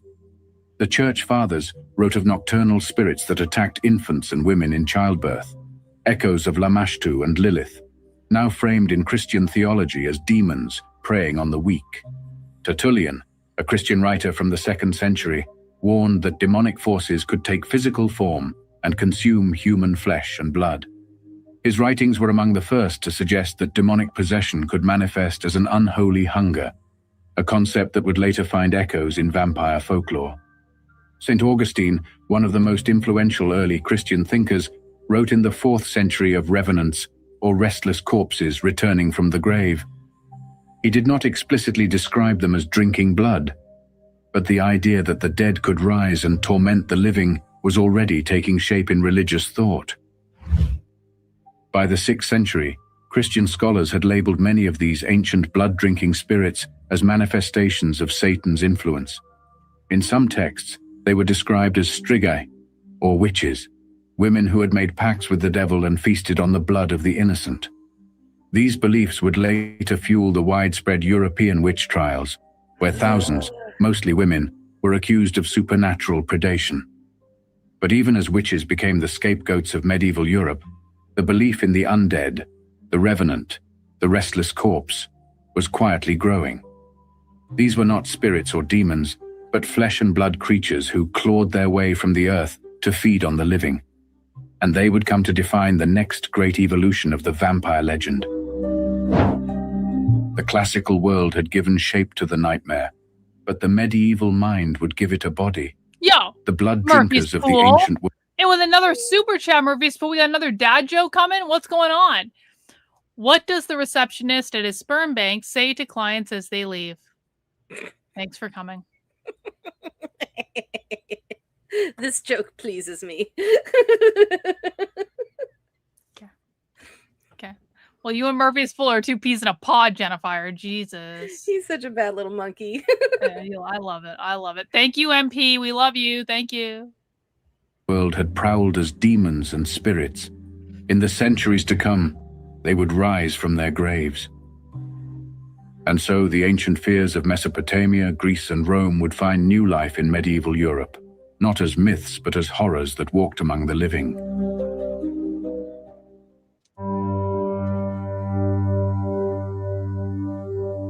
The ancient world had given the vampire its form, a predator lurking in the shadows, a phantom feeding on the breath of infants, a demon slaking its thirst in the dark. But in the medieval era, it would find something far more powerful, a body. Where the vampire had once been a spirit, a god, or a cursed entity, it was now something tangible. It could walk. It could be found in the grave, exhumed, examined. And most terrifying of all, it could come back. This was the age of the revenant, the dead who did not stay dead. Across the villages and cities of medieval Europe, stories spread of corpses rising from their graves, of figures once loved and buried, returning to drain life from the living. The vampire was no longer a creature of myth. It was the recently deceased, still warm beneath the earth, waiting for nightfall. In the 12th century, an English monk named William of Newburgh began compiling a history of his time. His chronicle, written in Latin, was not a book of myths or fables. It was a sober account of real events as they were understood. Yet within its pages are stories of the dead that refused to rest. William described them as certain prodigies, which are believed to have happened and are known to be true. These were not ghosts nor demons, but corpses that climbed from their graves and terrorized their former neighbors. One such story, recorded in the late 1100s, tells of a reanimated corpse in Buckinghamshire, a man of ill reputation who, after death, began to walk at night, knocking on doors, calling the names of those within. Soon, the people he visited fell sick and died. The villagers, gripped by fear, dug up the body, only to find it grotesquely preserved, its limbs stiff but swollen, its lips red as if still fresh with life. In another case set in Berwick, a recently deceased man was said to have returned from his grave each night at the same hour, spreading disease and panic. He was finally stopped by local clergymen who exhumed the body and burned it. The idea of the revenant, the restless corpse, was so prevalent that chroniclers like William of Newburgh stated, "It would be impossible to believe these things, were there not so many cases supported by such there's a real weighty reason evidence." for this. And these Okay, explain.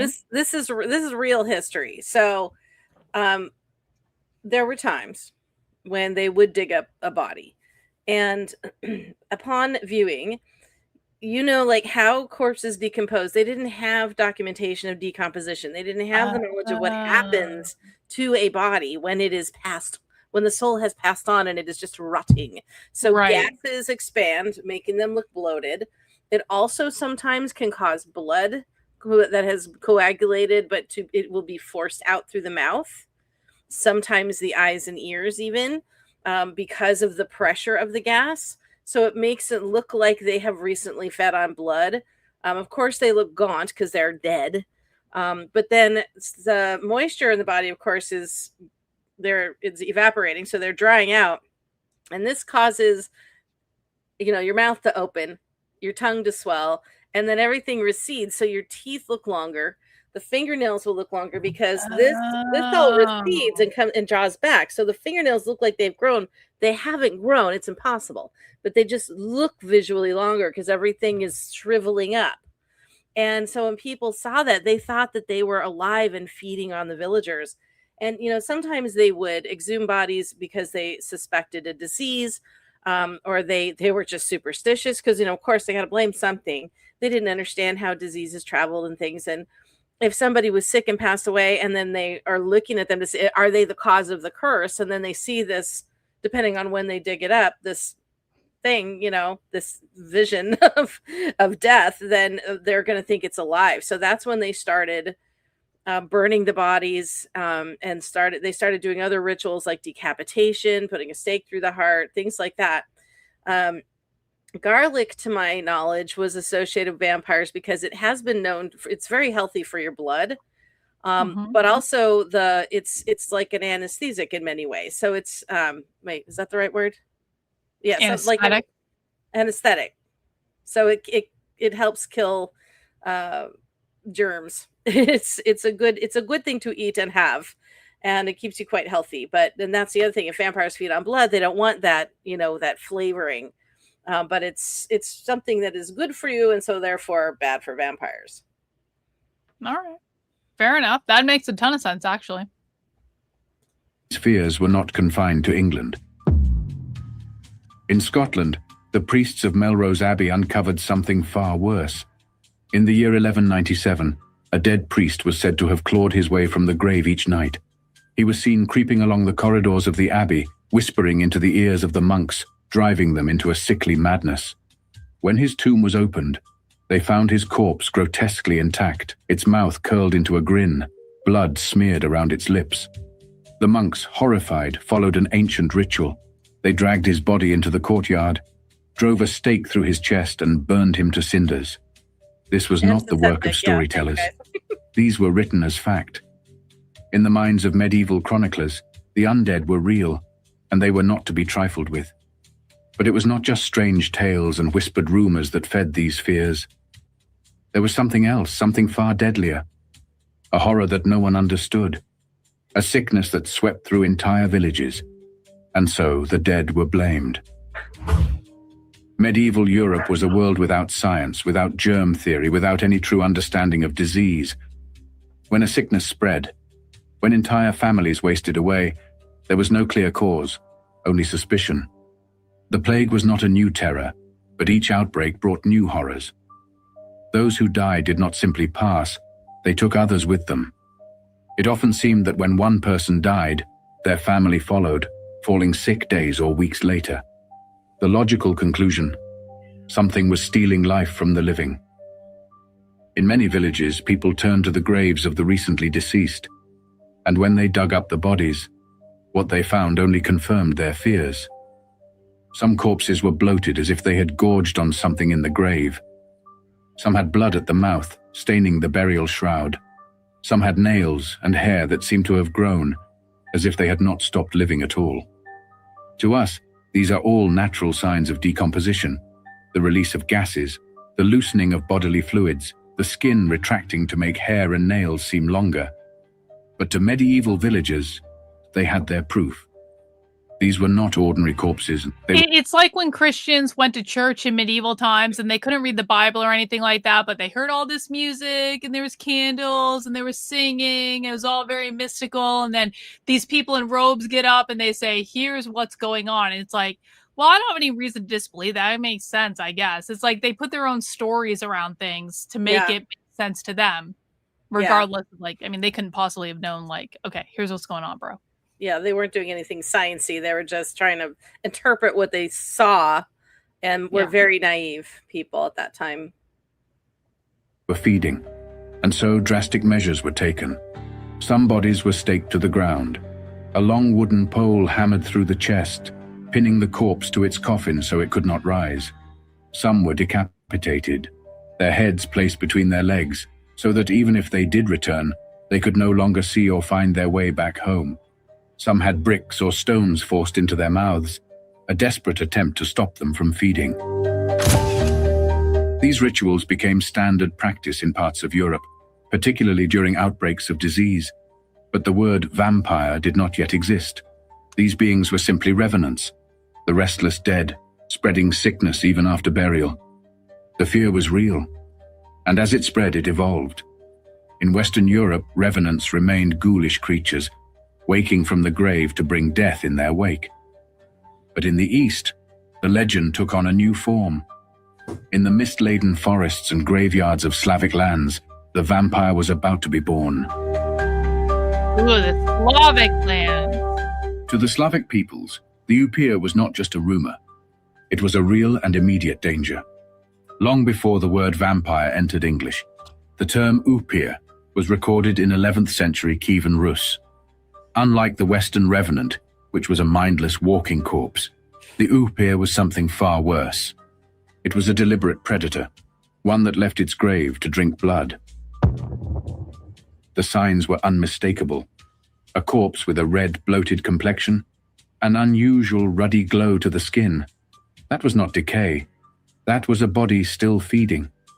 The upir could be anyone, a sinner, a heretic, a suicide, a witch, someone who had made a pact with evil. And unlike the aimless revenants of Western Europe, the Slavic vampire was cunning. It chose its victims. It started with family members, attacking its own bloodline, appearing in the night to drain their strength. It could shift its form, becoming mist, a shadow, even an animal, traits that later became core elements of vampire mythology. But most horrifying of all, it could turn others into its kind.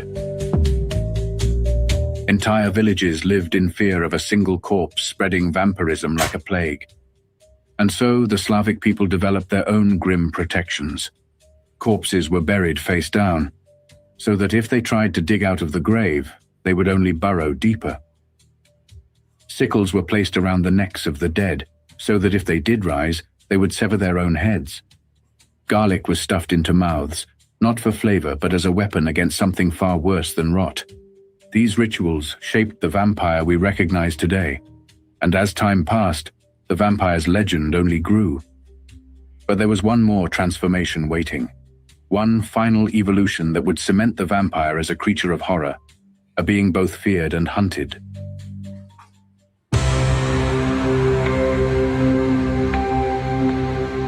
The fear of the undead feeding on the living was not unique to Europe.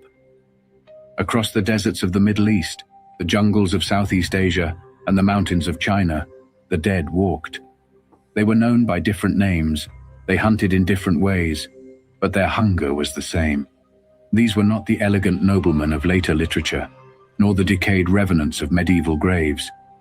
They were spirits, demons, curses given form, and in some cases, they were far older than the vampires of Europe, their legends stretching back to the earliest recorded histories of human civilization.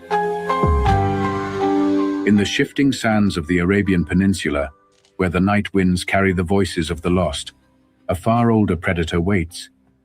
It is called the ghoul, a creature whose name still lingers in languages around the world.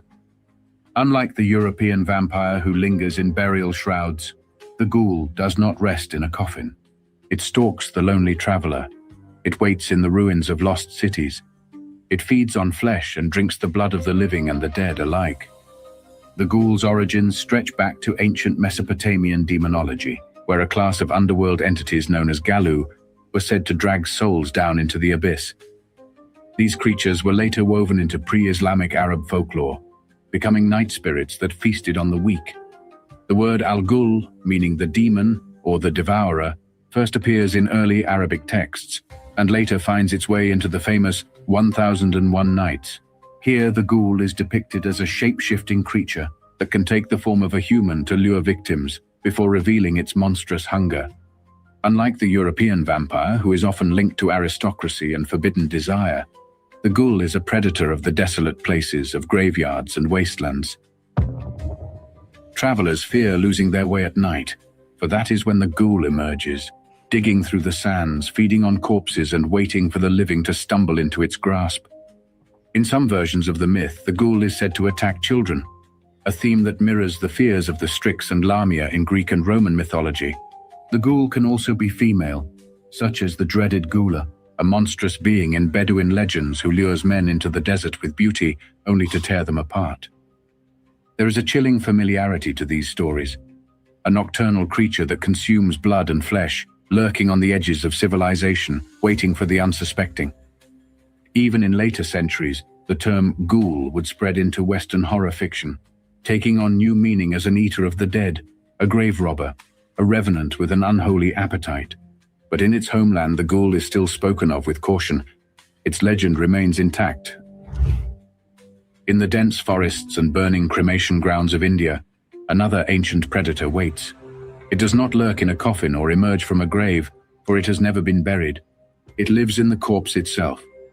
The Vetala is a being described in Hindu mythology, an undead spirit that possesses and reanimates the dead. Unlike the European vampire, which feeds on blood, the Vetala's hunger is different.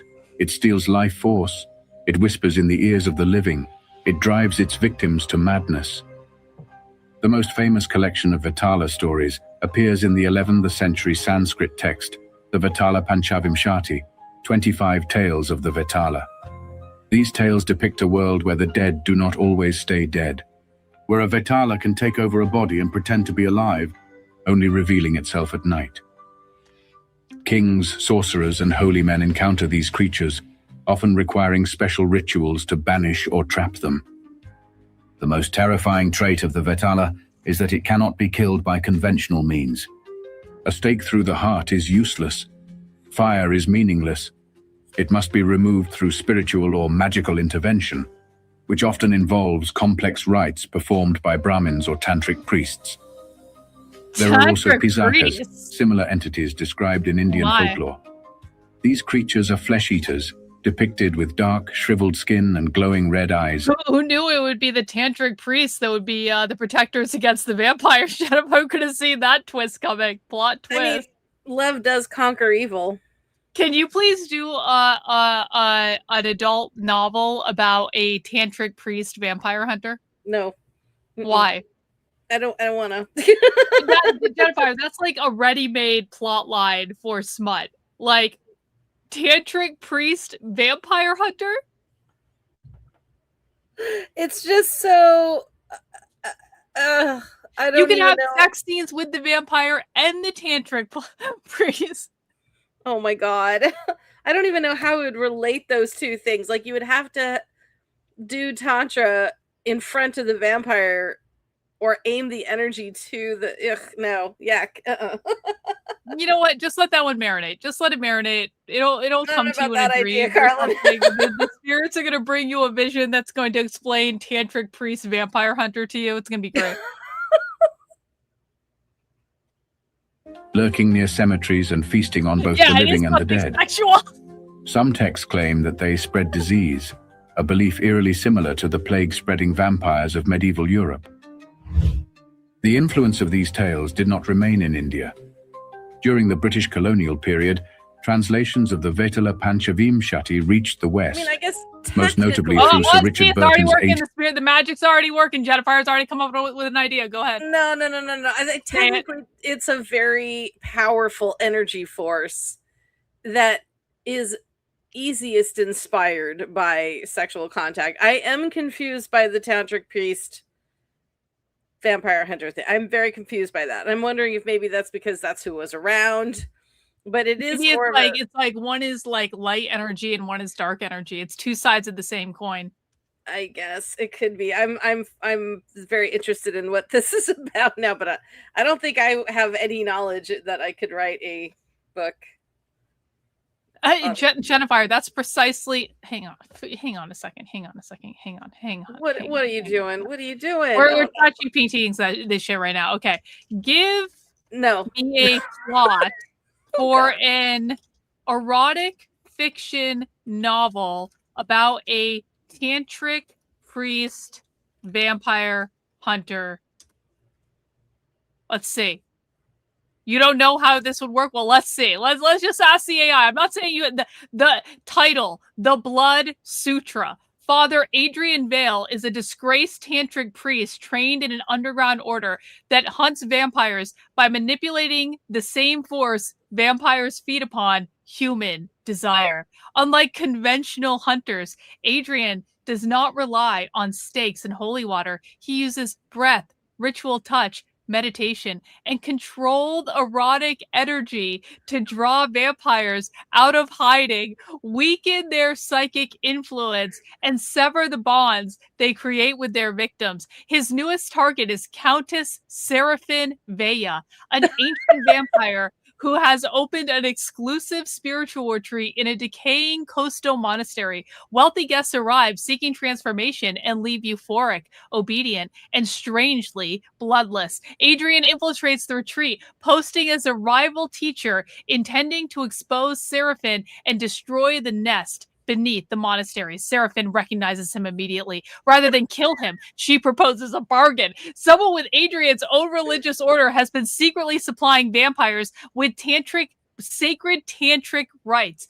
Those corrupted rituals allow vampires to feed not merely on blood, but on intimacy itself, draining a person's capacity for love, pleasure, and attachment. Seraphin claims she wants to stop because it will create a new breed of vampire powerful enough to overthrow both worlds. Adrian does not trust her, but he needs her knowledge. This is really fucking much more detailed than I thought. Can you email that to me? I will. We're gonna finish this now, though. But Adrian does not trust her, but he needs her knowledge. Their investigation forces them into increasingly intimate rituals designed to enter into one another's memories. Adrian discovers Seraphin was once a temple initiate centuries ago, and the founder of Adrian's order betrayed her, transformed her, and erased the truth in its sacred history. Their attraction becomes dangerous because Adrian's this isn't Jennifer. You have to write this fucking book. It just goes on and on and on. That's put that in a Word doc and send an email. I'm gonna send this to you on Discord. Oh my god, my eyes are watering. I'm like crying over because I'm like laughing internally. Yeah. Oh my god. I'm sending this to you on Discord right now. Just hilarious. So you have it for your records for when you start writing Tantric Priest Vampire Hunter. See, like you thought you couldn't come up with a connection. There you go. AI. I'm not that well versed in Catholic priesthoods. I mean, I would have not Catholic tantric priesthoods. I would have no fucking. It's a fiction. Yeah, this is erotic fiction, Jennifer. You don't have to have three. You have to base it in reality somewhere so that it's not completely, dumb. And I now I have to look up tantric priest because I really don't know anything about that. Oh, damn it. Okay, listen. I'm already working on $3. It's a fucking idea, okay? You've already written one book based on my ideas. Like, why not two? I am very angry at ChatGPT for coming up with something that fucking cool. I know, right? See, listen, we don't use AI to write our books completely, but if you want to use it for research or brainstorming, it's fucking great. It's fucking great. Actually. I'm working on a workplace romance right now, and I have my sequel to The Sea Bear, and I have a werewolf book that I still have to figure out how I'm gonna, because it's written and done, but it's not it's not good. It needs to be reworked. So I have 3 things I'm working. Oh, and then the Golden Dildo Story. 4 books I'm working on right now. I don't need a goddamn tantric vampire hunter, but now I do. Now I need write it down. Just write it down. Put it on a sticky note somewhere. I've got Tantric priest vampire hunter. That is ridiculous. This is like a smut movie on Cinemax waiting to happen, Jennifer. It really is. This is like the next 50 Shades of Grey. You're welcome. Oh no, I don't want to be. Well, I mean, I wouldn't mind that. You kind do of want to be? Are person. you so fucking serious? You'd be like a gajillionaire and can do whatever the fuck you want. Yeah, I'll like, take actually, it. I would like to write that. Than...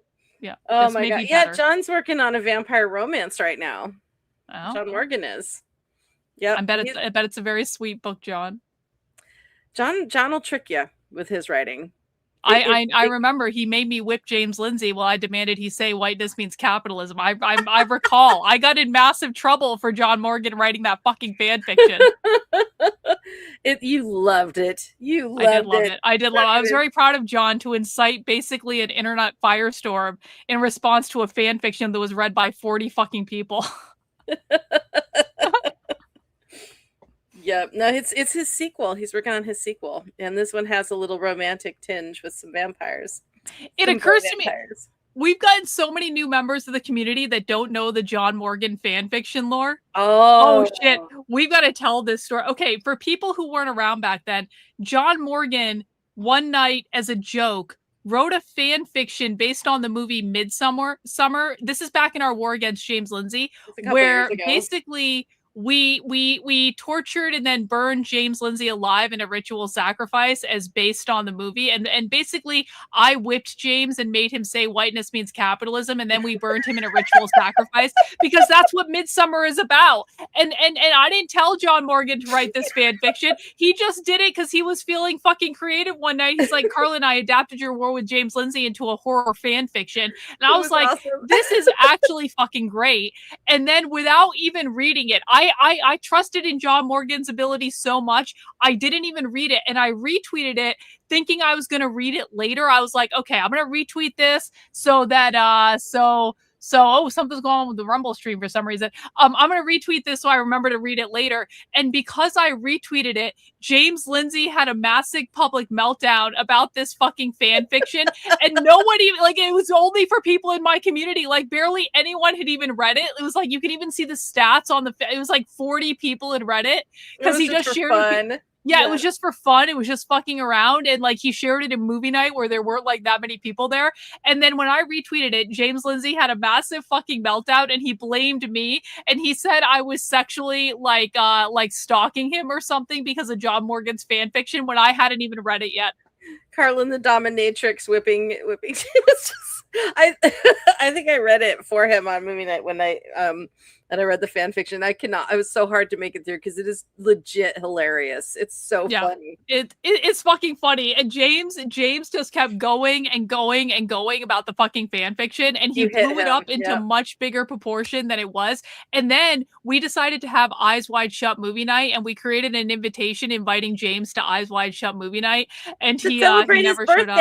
Yeah, it was on his birthday. We had Eyes Wide Shut movie night on his birthday, and he didn't show up, and it was very sad. And we couldn't just smooth things. So it was incredible. We extended a very nice offer, and we were rebuffed, and it's never fun. It's never fun. Yeah, you try to be a good guy, and I said golden dildo, Heather. That is what I said. I have a story about a woman who falls in love with a golden dildo. Yeah, I mean, who wouldn't fall in love with a golden dildo? Ascension, really? I mean, makes sense. Yeah. It's my one comedy, my one rom-com. 1870 collection, Vikram and the Vampire.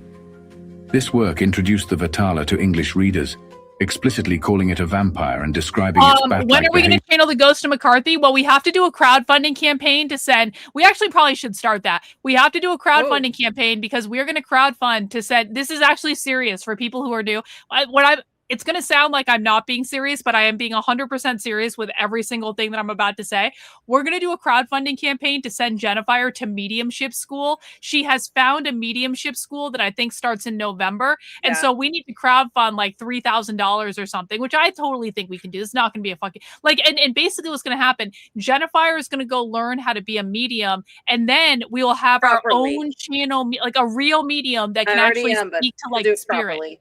Yeah. Jennifer can already do this, but she wants to hone her abilities and get really good at it. So then we will have a dedicated channel medium where we can literally channel anyone we want. And we're gonna start it off light. Well, we're gonna start off with like, I don't know, maybe some historical figures or maybe some spiritual stuff. We're gonna work our way up to McCarthy and then eventually Hitler, obviously. But but that's what's going on. We're gonna like crowdfund and Jennifer. Yeah, maybe we're gonna Mr. do David Rogers. That'd be a great one. We're gonna give you some softball. I would like you to channel the Queen. I want to talk to the Queen. I'd be like, okay, Queen, like, are you reptilian or not? Yeah, Queen Elizabeth II. Right? Yeah. Yep. We can channel historical figures. We could channel, people like politics. We could channel Lindsey Graham after he's met his untimely demise.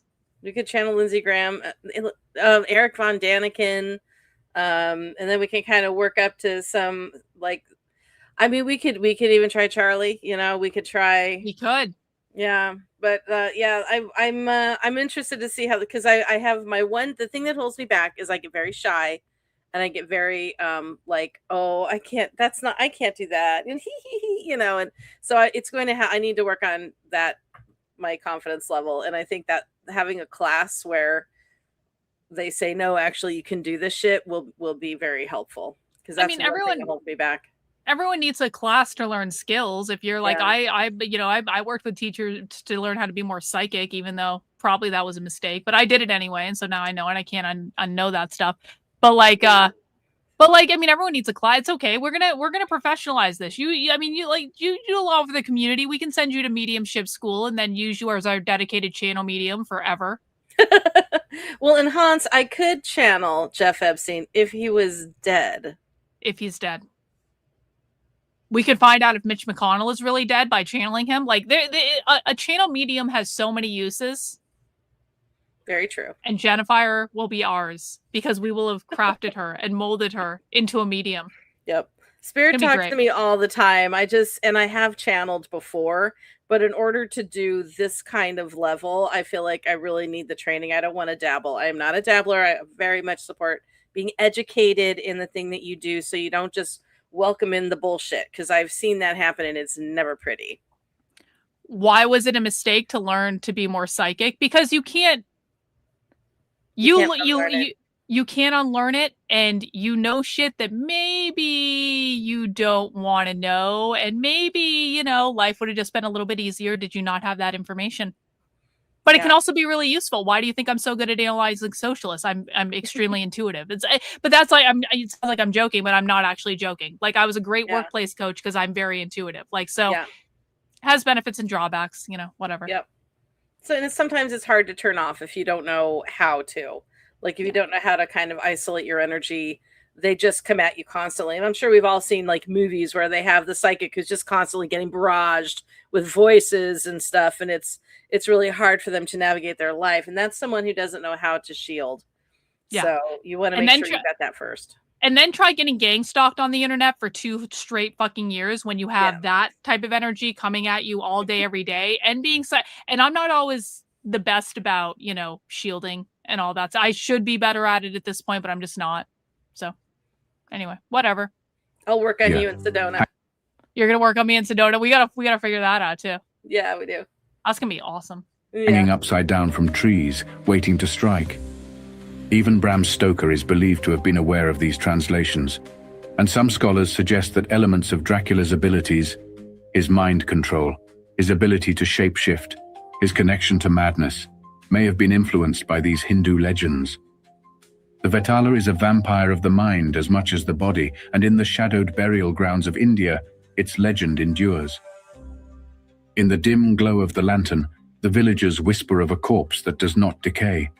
It stands upright, its limbs rigid, its skin pale and tinged with green. It moves in sudden jerking hops. It does not drink blood, not in the way of European vampires. Instead, it drains the very life force from those who cross its path. This is the Jiang Shi, the hopping corpse of Chinese folklore, a being both feared and ridiculed, its legend surviving in stories passed down for centuries. Corpse. Unlike the ghoul or the Vitala, Jeez, man. the Jiang Shi is not a creature of seduction or trickery. It is an unthinking corpse, brought back to a form of twisted half-life by improper burial rituals or the interference of dark sorcery. In Qing dynasty legends, a Jiang Shi could be created if a body was exposed to yin energy for too long, or if it was buried in the wrong place, disturbing the balance of nature. The Jiang Shi does not hunt in silence. It moves in a stiff hopping motion, its limbs locked from rigor mortis. Some versions of the myth say it feeds on the qi or life essence of its victims, draining them of energy until they collapse, lifeless. Others claim that it drinks blood, a detail that would later lead to comparisons with Western vampires. Taoist priests were often called upon to deal with these creatures, using special talismans, yellow papers marked with red inscriptions, to stop the Jiang Shi in its tracks. Other protective measures included mirrors, which the creature was said to fear, and the ringing of bells, which could disrupt its spiritual energy. The Jiang Shi's legacy in Chinese folklore is still strong today. In Hong Kong cinema, it has been portrayed as the Chinese counterpart to the Western vampire, reinforcing the idea that the fear of the dead returning to prey upon the living is universal. Beneath the heavy jungle canopy, among the villages of Malaysia and the Philippines, another nightmare unfolds. Here, the vampire takes its most grotesque form. In Malaysia, it is called the Penanggalan, a woman by day, but at night she separates from her body, leaving only her floating head, her entrails dangling beneath her as she takes flight. The Penanggalan hunts newborns and pregnant women, drawn to the scent of blood and birth. It slips through windows, its long, thin tongue reaching out to drain the life from its victims. In the Philippines, a similar creature exists, the Manananggal. It too is a woman who detaches from her lower half, flying into the night with leathery wings. It hunts sleeping villagers, drinking their blood with a needle-thin proboscis, much like the vampires of Western myth. These creatures are defeated not with crosses or stakes, but with salt, garlic, and sharp thorns, which trap their trailing entrails. These Southeast Asian vampires, unlike their Western counterparts, are not the undead. You know what I should do? You know what I should do? I'm thinking about the John Morgan fan fiction and just like the whole kerfuffle of that. I should do at some point, we're just adding it to the list of like 87 things I have to do at any given time. You know how I did Surviving Carrie Smith, which was just a book of screenshots of Carrie Smith's tweets about me and just showing like all the shit this woman said online for years? I should do the same thing with James Lindsay and all of the crazy unhinged posts that he sent about me, and then work into the story like different things that we did to antagonize James, and basically tell the story of the war with James Lindsay and put that into a short book of some sort where people can literally just go through and see the fucking messages and hear the story of how the songs were written and hear the story of like the times that we ambushed James on live streams that he was on. It's like the story where we need to document our history and our lore, is what I'm thinking. And John Morgan's fan fiction would be a part of that, and then obviously James's reaction to it and all the people who like, you know, like blew up over it, like anyone was freaking but like written from like a satirical angle, like, you know, like you know, like a future like narrator or something that's like, here is this absurd thing that it's like, oh, you know what it is? It's like a historical thing where you've got some like sort of absurd narrator in the future that's like, here's this crazy shit that happened back in the day, and it's written almost like a satire, like once upon a time, a comical chronicle. Yeah, a comical chronicle. I like that. And then we take it and we set it all to music and some sort of like animation video. What the fuck movie was that? Some sort of movie where. What Little Shop of Horrors? I'm thinking like Little Shop of where they start by just like singing the song of the story and all that. We make our own Little Shop of Horrors type musical based on the war with James Lindsay. It was April 27th and the second full moon, or like whatever. Yes, exactly. Someone sings a song to intro the whole thing, and it would be fucking phenomenal. It would be great.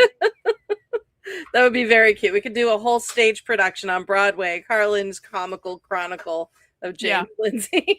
So true. And then we display the tweets from like giant signs off of the stage, and they just keep coming like one after another after another. They just keep like scrolling down the stream as I'm like going through some like wasteland, like you know, hallucination where I'm just like surrounded by all these fucking. That would be amazing. That's a fun idea, actually. But living creatures, cursed or born with their horrific affliction. But their hunger remains the same. The vampire's legend had taken shape in the east, in the gulls of the desert, the Vetala of India, the Jiangshi of China, and the winged horrors of Southeast Asia. Each culture gave its own name to the predator that drained life from the living, proving that this fear was not isolated to one people, one land, or one time. Okay, I need But to the address hunger of the something dead about did not channeling. stop there. Okay, go ahead. There are some channelers who actually they are possessed by the thing, like Bashar possesses his human host. I do not do that kind of channeling. I do not allow something to inhabit my body. I act as an interpreter. So the spirit speaks to and through, but does not take me over or come inside me. It's an important Inhabit me. distinction. As long as you can tell us what spirit is saying to you and be an accurate, like that's fine. You don't need to like go full Bashar on us or anything. No, and that's not my Michael. Go away. Husband is not helping. So yeah, there's people who do that, and that's like a lot of the alien channelers, the Pleiadians and things like that. They will inhabit the body and take it over. That's not what I'm going to do. I'm not interested in that. I'm more interested. We've all seen Channeling Eric, how when she talks to people, they're looking at the being, and the being is speaking to them, and they're giving the message. That's more what I wanted. That's where I'm comfortable. Mm-hmm. That's fine, Jennifer.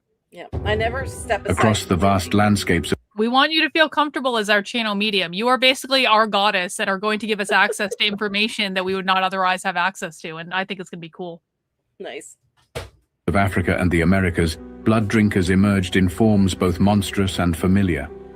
Some lived among the living, hiding behind human faces, striking in the depths of night. Others roamed the wilderness, creatures that lurked in trees, that flew through the air, that carried the scent of death itself. These beings, formed in different cultures, untouched by the vampire myths of Europe, nonetheless shared eerie similarities. The vampire was not a single creation, it was a universal fear. The forests of West Africa are dense, their shadows deep and unmoving. Among the Ashanti people of Ghana and Togo, stories are told of creatures that dwell high above, hanging from the treetops. They are called the Asanbosam, human in shape but with iron teeth and feet like hooks. They do not wait for their prey to come to them. They drop from the branches onto unsuspecting victims, their teeth sinking into flesh, drinking deep. Unlike the European vampire, which hides in the grave or the castle, the Asanbosam is a creature of the wild, a predator that belongs to the forests. Hunters speak of hearing them in the trees, the faint creak of shifting weight above, the snapping of branches just before something falls onto them from the darkness. Closely related to the Asanbosam is the Sasabonsam, a being far more fearsome. It is said to be 20 feet tall, covered in thick red hair, its enormous bat-like wings folding over its body like a cloak. Unlike the solitary vampires of Western lore, the Sasabonsam does not hunt alone. It is part of something larger, something communal. The Ashanti believe that to speak its name too often is to invite its attention. Villagers avoid the deepest parts of the forest, knowing that something is always watching. But in Africa, the vampire is not always a monster of the wild. Sometimes it walks among the people. In Ashanti belief, there is a figure known as the Obaifo, a being both human and not. Unlike the vampires of Europe, which are created in death, the Obaifo is born. It is a person, man or woman, who harbors a hunger so great that it cannot be sated by ordinary means. By day, they live among the village unnoticed, unsuspected. But at night, they leave their bodies behind, traveling unseen, slipping into homes, drinking the blood of children, withering the crops with their How do they presence. drink the blood without having their The body? fear of Obayifo witches runs deep. Typical And And when black Africans were culture. taken It's a across the spirit. Atlantic, these Typical fucking black African culture making up a myth that doesn't even make sense. Having a spirit drink a physical thing. Yeah. Like, where does it go? It's a spirit. Like, where does the blood go? Maybe they absorb it energetically. I don't know. Yeah. Doesn't make sense. This is low IQ Africa. Obviously, we love black people here. There's no racism allowed on the channel. I'm just making a joke. This is for entertainment purposes only. My content is satire. Maybe they, beliefs did not What? John says maybe they use Bluetooth. Maybe they use Bluetooth. Yeah, probably. Yeah, probably the Africans use Bluetooth, John. Probably that's true. Yeah. die. They merged with new ones, adapted to new lands. In the Caribbean, the Obayifo became the Sukuyant, and a new kind of vampire was born. But before following the legend across the sea, there are still others to meet in the darkness of Africa. In southern Africa, the Impundulu, or lightning bird, is said to serve as a familiar to witches, attacking victims at their command, drinking their blood. In East Africa, tales of the Popobawa, a winged demon that preys on sleeping victims, persist even into modern times, with reported sightings as recent as the late 20th century. Each of these creatures is different. Some live in the trees, some fly, some walk unseen among men, but their hunger is the same. The vampire in its many forms had crossed oceans long before the Europeans ever set sail. Long before the arrival of Spanish ships, long before the Catholic priests brought the fear of the devil to the New World, the Aztecs already knew something terrible waited in the night. They called them Chihuateteo, the spirits of women who had died in childbirth, forever cursed to wander the roads and crossroads, their pale skeletal faces frozen in agony, seeking vengeance against the living. To the Aztecs, childbirth was a war, and those who died in labor were honored like warriors. But there was also fear. These women had died unnaturally before their time, and so they were not at peace. The Chihuateteo did not just haunt the crossroads. They sought out children, much like Lilith, much like Lamia. They would press their spectral mouths to the lips of the sleeping, stealing their breath, draining their life. Their cries in the wind were a bad omen, a warning that death was coming. Even after the fall of the Aztec Empire, the legend did not vanish. It merged with Spanish Catholicism, transforming into the weeping woman, La Llorona, forever searching for lost children, her sorrow now eternal. But the vampire of the Americas was not always a ghost. Sometimes it was flesh and blood, and it lived among the people. In the humid darkness of Trinidad, Haiti, and Dominica, people lock their doors at night, not for fear of robbers, but for something far older. The Sukuyant is a woman, a neighbor, a healer, perhaps. But when the sun sets, she sheds her skin. I love it. The old woman is the Beneath vampire. the disguise of human flesh, she is something else entirely. A glowing ball of fire, flickering through the night, slipping through keyholes and under doors seeking blood. She does not kill outright. She takes just enough to sustain herself, leaving her victims marked by strange bruises, signs of her passing. Vampire But should she hickey. take too much, her victims grow weak, then die, and she moves on to another town. The Sukuyant is not without weakness. Salt, garlic, rice, these can slow her down. Like the vampires of Eastern Europe, she is compelled to count grains left in her path, forced to pause and tally each one before she can enter a home. But the true way to defeat her is far worse.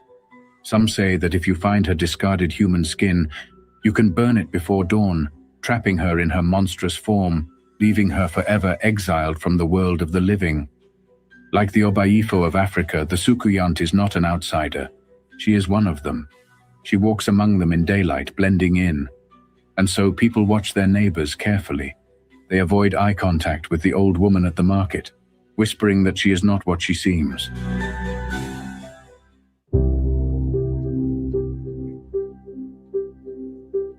The vampire had been lurking in the shadows of folklore for centuries, whispered of in villages and recorded in medieval chronicles.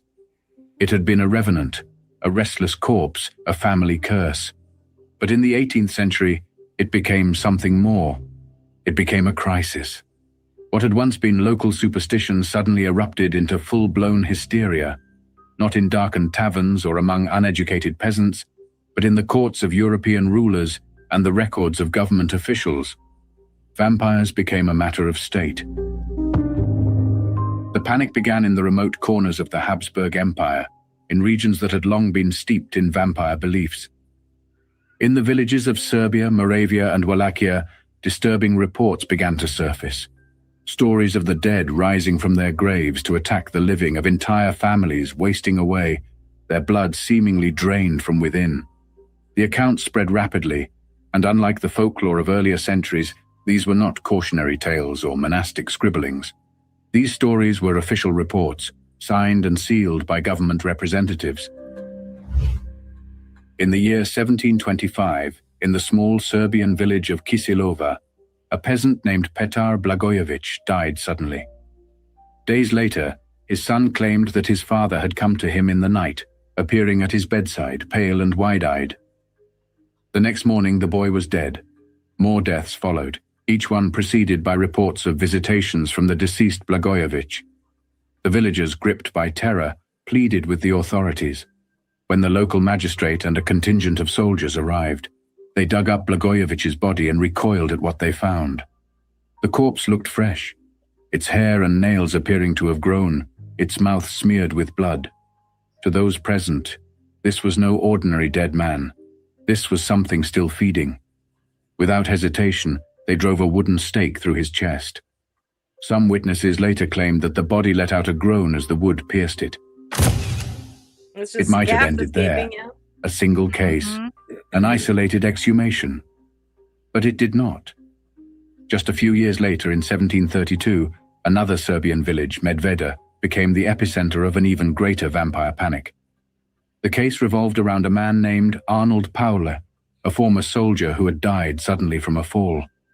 But in the weeks after his burial, villagers began to report seeing Paule walking through the streets at night, his eyes hollow, his skin sallow, his breath carrying the stench of decay. Then the deaths began. 4 villagers died under mysterious circumstances, each one sickening rapidly after claiming to have been visited by the dead man. Panic spread through the town. Fearful that Paul had become a vampire, the villagers took drastic action. His grave was unearthed. The reports say that his body was found completely undecayed, with blood pooling around his lips as if he had recently fed. In a desperate bid to end the nightmare, the villagers followed long-standing vampire rituals. They drove a stake through his chest, whereupon, it is said, the body let out a terrible shriek. To prevent further horrors, they burned his remains and scattered the... Go ahead. So bodies do weird shit, even, when they're done and they've just been dead even for a while. So things build up, air, gas, and even lungs will have air trapped inside them. And so very frequently you will have, happening right from that coming out. So my mother, when she was just starting nursing, she worked in an ER. She did like the night shift because that's all you could do, to start your career. And she was also working with in elder care, like terminal elder care. So there was this dude who had passed away, and she had gone in to, get his clipboard and do things. Dude, it was just within an hour or two of passing away, sat straight up and went, ah! No way. Fell back down. Yeah. No fucking way. Yeah, Michael says they do. It's residual energy in the muscles. Sometimes they'll twitch all of a sudden because the residual energy is still in there, and it just has to release. And then, or sometimes they'll just thrash and the air comes out, and it's like terrifying. It is absolutely terrifying. I can't imagine, but yeah. Crazy. I would like shit myself if that happened. I think most people are like, what the fuck? I quit. I'm going to go work for Haagen-Dazs. Goodbye. I need something nice to do. Wow. Yeah. Okay. Good to know. Good ashes. to know. You ever see a But it was dead too person late. do that, don't freak In the out. months that It's followed, actually not others who had unusual. died after Powell were fine, also seen probably. rising from their graves. These too were exhumed, their bodies similarly intact. Once again, stakes were driven, heads were severed, and corpses were burned. What's But really this time the scary event was documented in full is if the air activates their vocal cords and they'll go, "Huh," and then that happens too. You roll them over, they go, "Huh." Wild. Yeah. detail by Austrian officials. One of these officials, Johannes Flockinger, a regimental medical officer, compiled a thorough report titled Johannes Visum et Flockinger, what a Repertum, name. Seen Nice. and Discovered. His report described with clinical detachment the signs of vampirism observed in the bodies. The villagers believed without doubt that these corpses were feeding on the living. Flockinger's document was sent to Vienna, where it circulated among the educated elite, making its way to scholars, noble courts, and military strategists. The vampire hysteria had become official. The reports from Serbia ignited a firestorm across Europe. The word vampire, previously an obscure term from Slavic folklore, now appeared in print for the first time in Western newspapers and academic journals. The educated elite, rather than dismissing the accounts outright, found themselves enthralled and horrified. These were not medieval fairy tales. These were documented exhumations, conducted under the supervision of government officials and medical examiners. Could it be possible, some wondered, that vampires were real? The case of Arnold Powell and the vampire epidemic of Serbia became the subject of dozens of essays and dissertations. Scholars across Germany, France, and England debated what might be causing the phenomenon. Some turned to medicine. Was there a natural explanation for why some corpses seemed to resist decay? Others sought a theological answer. Were these revenants damned souls cursed to walk the earth for their sins? One of the most famous works to emerge from this debate was a 1746 treatise by Dom Augustin Calmet, a French Benedictine monk. His book, Dissertations sur les apparitions des esprits et sur les vampires, was an exhaustive analysis of vampire cases, blending theology, folklore, and contemporary Beautiful reports. book that they used to do that. He neither kind of stuff. confirmed nor denied the No. existence of vampires, but he treated the accounts with serious consideration, compiling eyewitness testimony and detailing cases from across Europe. His work became widely read, fueling both belief and skepticism. Even the great Voltaire weighed in, writing in his philosophical dictionary in 1764, "Vampires in Poland and Hungary? It is said they go out from their graves at night to suck the blood of the living. But what is most vexing is that these vampires have been the subject of official inquiries by magistrates. These reports are sworn on oath. If vampires exist, what must we think of the rest of history?" Voltaire, ever the skeptic, was mocking the very idea of vampires. Yet the fact that he even acknowledged the hysteria demonstrates how widespread the debate had become. But not everyone was content to let the matter linger in the realm of speculation. As the 18th century wore on, the vampire craze began to meet its greatest opponent, the Age of Reason. In the 1750s, Empress Maria Theresa of Austria took an interest in the vampire hysteria plaguing her lands. Concerned that superstition was undermining public order, she dispatched her personal physician, Gerard van Swieten, to investigate. Gerard Van Swieten, a man of science, dismissed the entire phenomenon outright. Well, I dare He argued say. that vampirism was nothing more than ignorance and fear mixed with the natural processes of decomposition. His report to the Empress was blunt. There are no vampires, only frightened villagers and corpses behaving as all corpses do. On his recommendation, Maria Theresa issued a decree banning exhumations and vampire executions across the empire. The government took swift action, cracking down on local officials who had allowed these rituals to continue. The panic began to subside. The vampire was not dead, but it had been exorcised from the concerns of rulers and scholars. It had retreated, back into the darkness of folklore. Yet even as the official hysteria died, the legend did not disappear. The vampire had been transformed by the 18th century, not just in fear, but in fascination. It was now something that could be studied, written about, debated. It had entered history. and soon the panic would spread to America.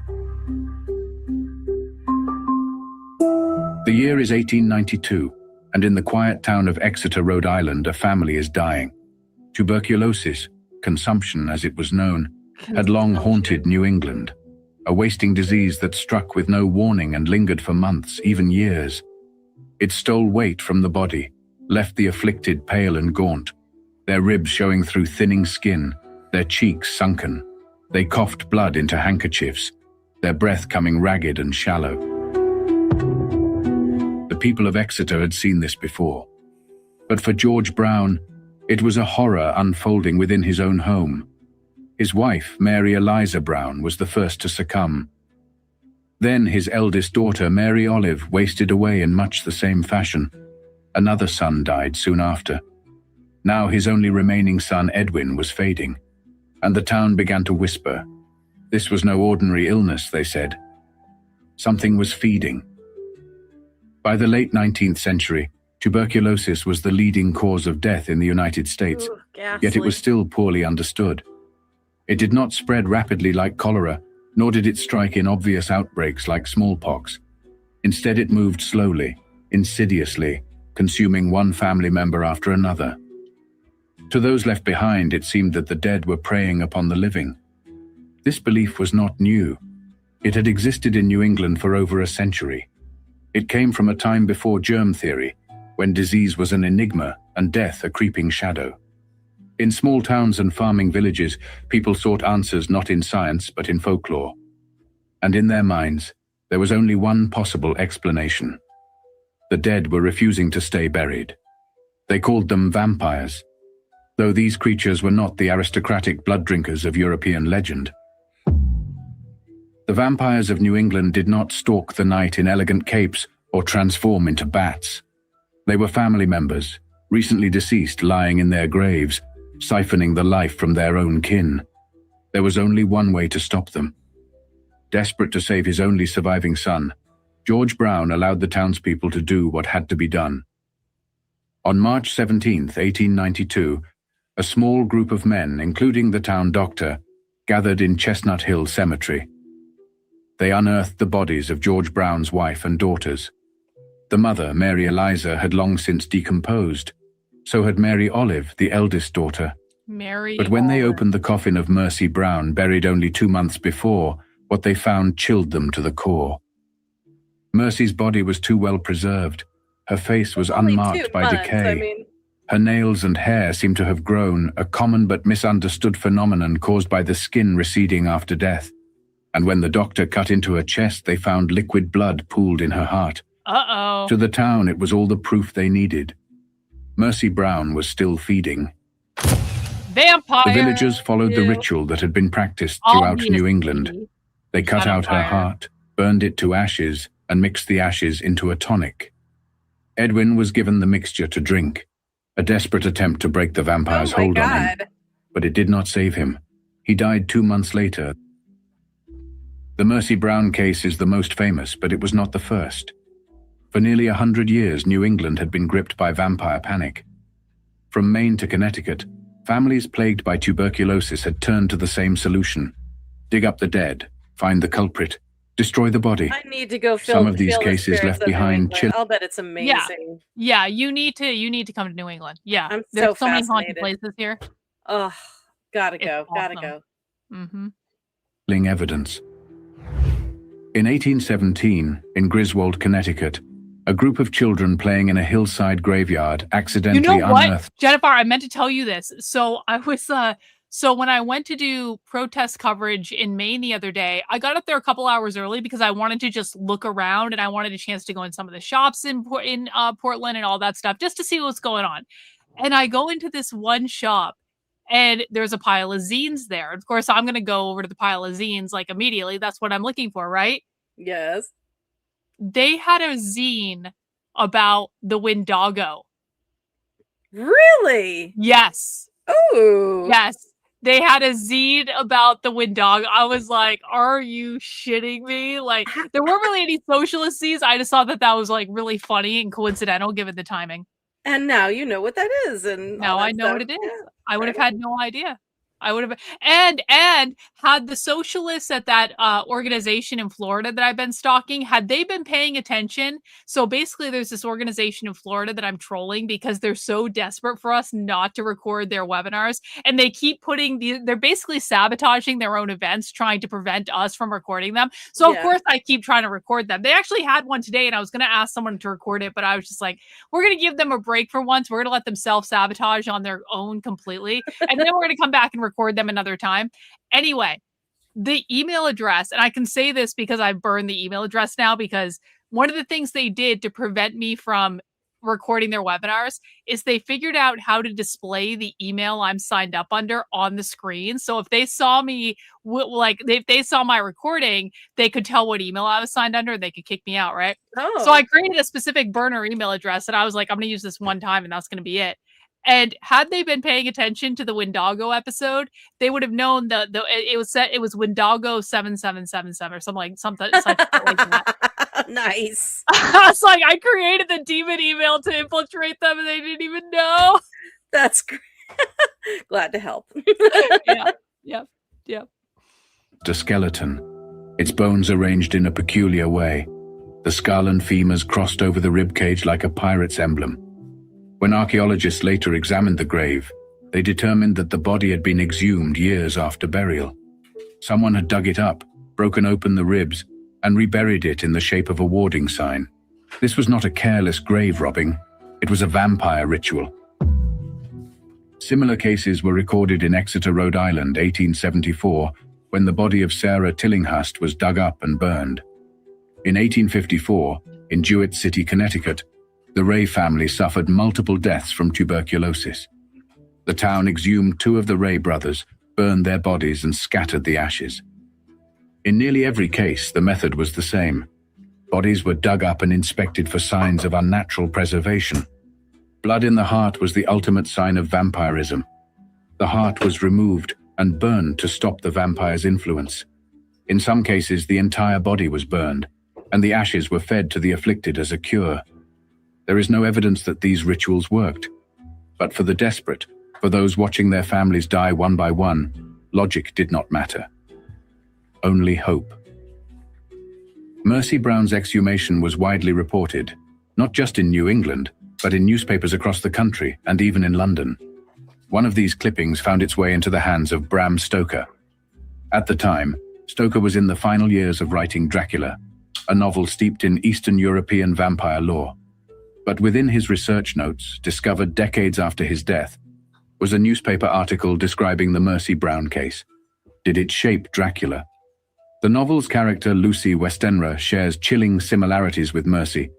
Both young women, both dying mysteriously, both found too well preserved after death. And in Dracula, the removal of the heart and the burning of the body are key elements of vampire destruction. It is possible that Stoker, drawing from European and Slavic folklore, found something hauntingly familiar in the Mercy Brown story.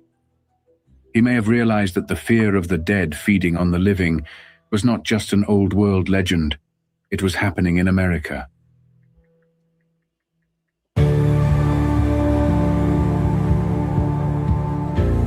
The vampire has always lived among its victims. In Europe, it wore the face of a lost loved one, creeping from the grave to feed upon its own kin.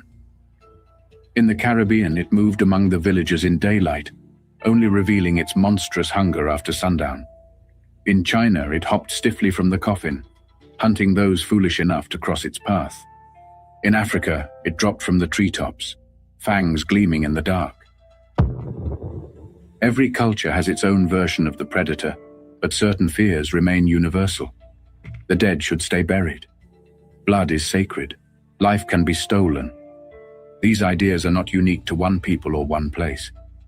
The legends, though shaped by different landscapes and traditions, share something deeper, a connection that transcends borders, passed along trade routes, whispered in the ears of travelers, woven into the beliefs of the next generation.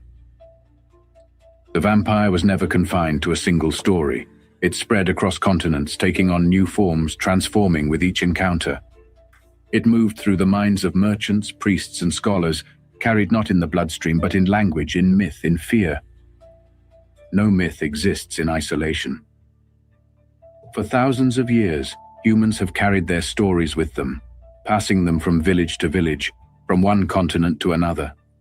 Vampires, like all monsters, were shaped not only by local superstition but also by contact with the outside world. In the ancient world, traders moved along the Silk Road from China to Persia, from India to Europe. Ideas traveled with them. The merchants who carried silk and spices also carried stories, tales of Jiangshi in the east, of Vetala in the south, of ghouls in the deserts. These stories blended with local beliefs, mutating, adapting, until they took on new names, new rituals, new horrors. When Arab traders reached West Africa, they brought with them the legend of the ghoul, a creature that devoured human flesh and drank blood. In turn, the Ashanti spoke of their own night stalkers, the Asanbosum and Obayefo. Did the ghoul influence African vampire legends, or had the fear already existed, waiting only for a new name? It is impossible to say, but the parallels are undeniable. In the age of exploration, European sailors arrived in the Americas, encountering indigenous myths of blood-drinking spirits and cursed souls. The Aztec Quihuateteo, the Caribbean Sucuyant, and the New England vampires were distant cousins, their stories altered by conquest and time. But the fear remained. Even in the 19th century, as colonial powers expanded into Asia and Africa, European scholars recorded the vampire legends of the people they encountered, reframing them through a Western lens. Hey, Karlyn. Sir Richard Burton, Yes. Are in you his seeing 18th... this zine Melinda's talking about in the chat? I'm fascinated. I saw her mention a zine. Lesbo-vampiric libidinal contagion. Oh yeah, that sounds like something that would be a zine. Yeah, What that in sounds the like a queer hell? thing. Are they like, Don't what- start reading queer communist porn, Jennifer. It's gonna corrupt. Is that us what really that bad. is? Probably. Probably. Blah blah blah. The esoteric estro-erotic order of the dykes. Yeah, that's communist. That is 1,000% communist. Do you know how I know? Because when I went undercover at the Dyke March in Chicago, I heard a speech where they said dyke is a political position. I swear to God. Oh, for the love. Yes. Yeah. Not lesbian, dyke. Right. Different things. Yeah. Not to be confused with bull dyke. She got it in an anarchist book, but yeah, she got it. It is communist. Yeah. Oh my god. She got it in an anarchist book. Yeah. Yeah. Mm-hmm. 1970 translation of Vikram and the Vampire No good can come of introduced it. English audiences fine, to the I'm Hindu good, yeah. Vetala, Okay, just wanna make explicitly sure. calling it a vampire, I have zero despite curiosity. the fact that it was a spirit more than Yay. a blood drinker. It was a translation choice, but one that stuck. Even Bram Stoker, while writing Dracula, was influenced by these cross-cultural exchanges. His notes contain references to the Slavic Strigoi, the Icelandic Draugr, and even the Mercy Brown case from New England. Whether intentionally or not, Stoker was gathering pieces from centuries of vampire belief, merging them into something new, something that would outlive its predecessors. If the vampire legend developed independently in different parts of the world, what does that say about us? Why do these creatures appear again and again in so many cultures? Perhaps it is because they speak to something fundamental, an ancient and persistent terror that lingers in the human mind. In nearly every culture, vampires are tied to anxieties about improper burial, restless spirits, and the consequences of disturbing the dead. Whether it is the Jiangshi of China, the Strigoi of Romania, or the Naxera of Germany, there is always the belief that the dead, if not properly laid to rest, will come back. In some cases, this fear led to complex burial rites, stakes driven through corpses, graves lined with salt, heads removed and placed between the legs to prevent the body from walking.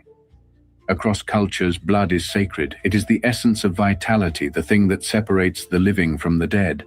It is no coincidence that nearly every vampire figure feeds on blood or life energy. The Aztec Quihuateteo drained the life force from infants. The Vetala of India fed on human spirits. The Sucuyant of the Caribbean stole energy from its victims. Even in folklore, where literal blood drinking is absent, the vampire is always a parasite, feeding off the living in some form. Before germ theory, people sought spiritual reasons for why sickness spread. The European plague vampires and the New England tuberculosis vampires were both born from this same fear. When a family member died of a mysterious illness, it seemed only natural to suspect that they were still feeding on the living. Across cultures, there are patterns in how people defended themselves. Garlic was used in Slavic and Chinese traditions. Stakes were driven through bodies in Europe and India. Salt was a weapon in African, Caribbean, and Asian folklore alike. These protective rituals developed independently, suggesting a shared psychological need to believe that there was a way to stop the thing that comes in the night. This is what makes the vampire unique among monsters.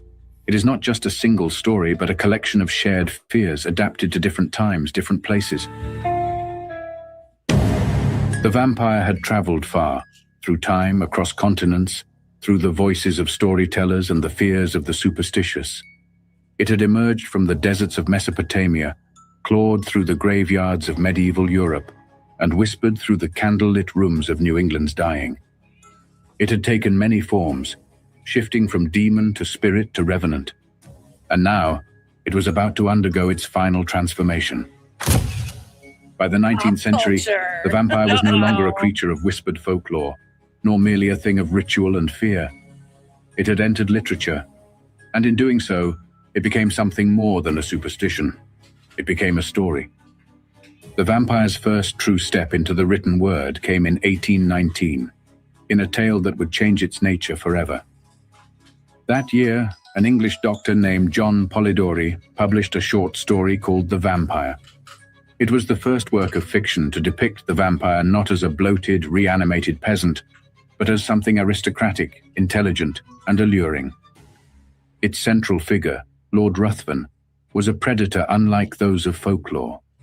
He was a nobleman, pale and brooding, possessing an unnatural charm that allowed him to seduce his victims before feeding on them. He did not rise from the grave with dirt beneath his fingernails. He walked among high society, whispering in the ears of the wealthy and powerful. Polidori's story was born from one of the most famous literary gatherings in history, the summer of 1816, when Lord Byron, Mary Shelley, and Percy Bysshe Shelley spent a stormy night at Villa Diodati on Lake Geneva telling ghost stories. Oh, that sounds amazing. Mary Shelley's tale would become Frankenstein.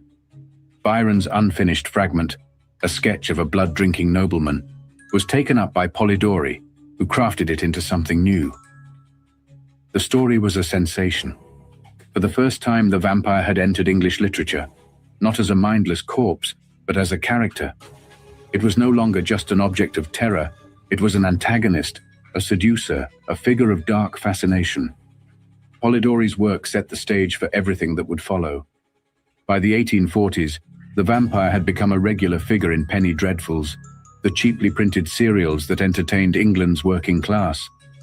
The most famous of these was Varney the Vampire, or The Feast of Blood, published between 1845 and 1847. Sir Francis Varney, the novel's titular vampire, was an evolution of Lord Ruthven, a monstrous but strangely tragic figure.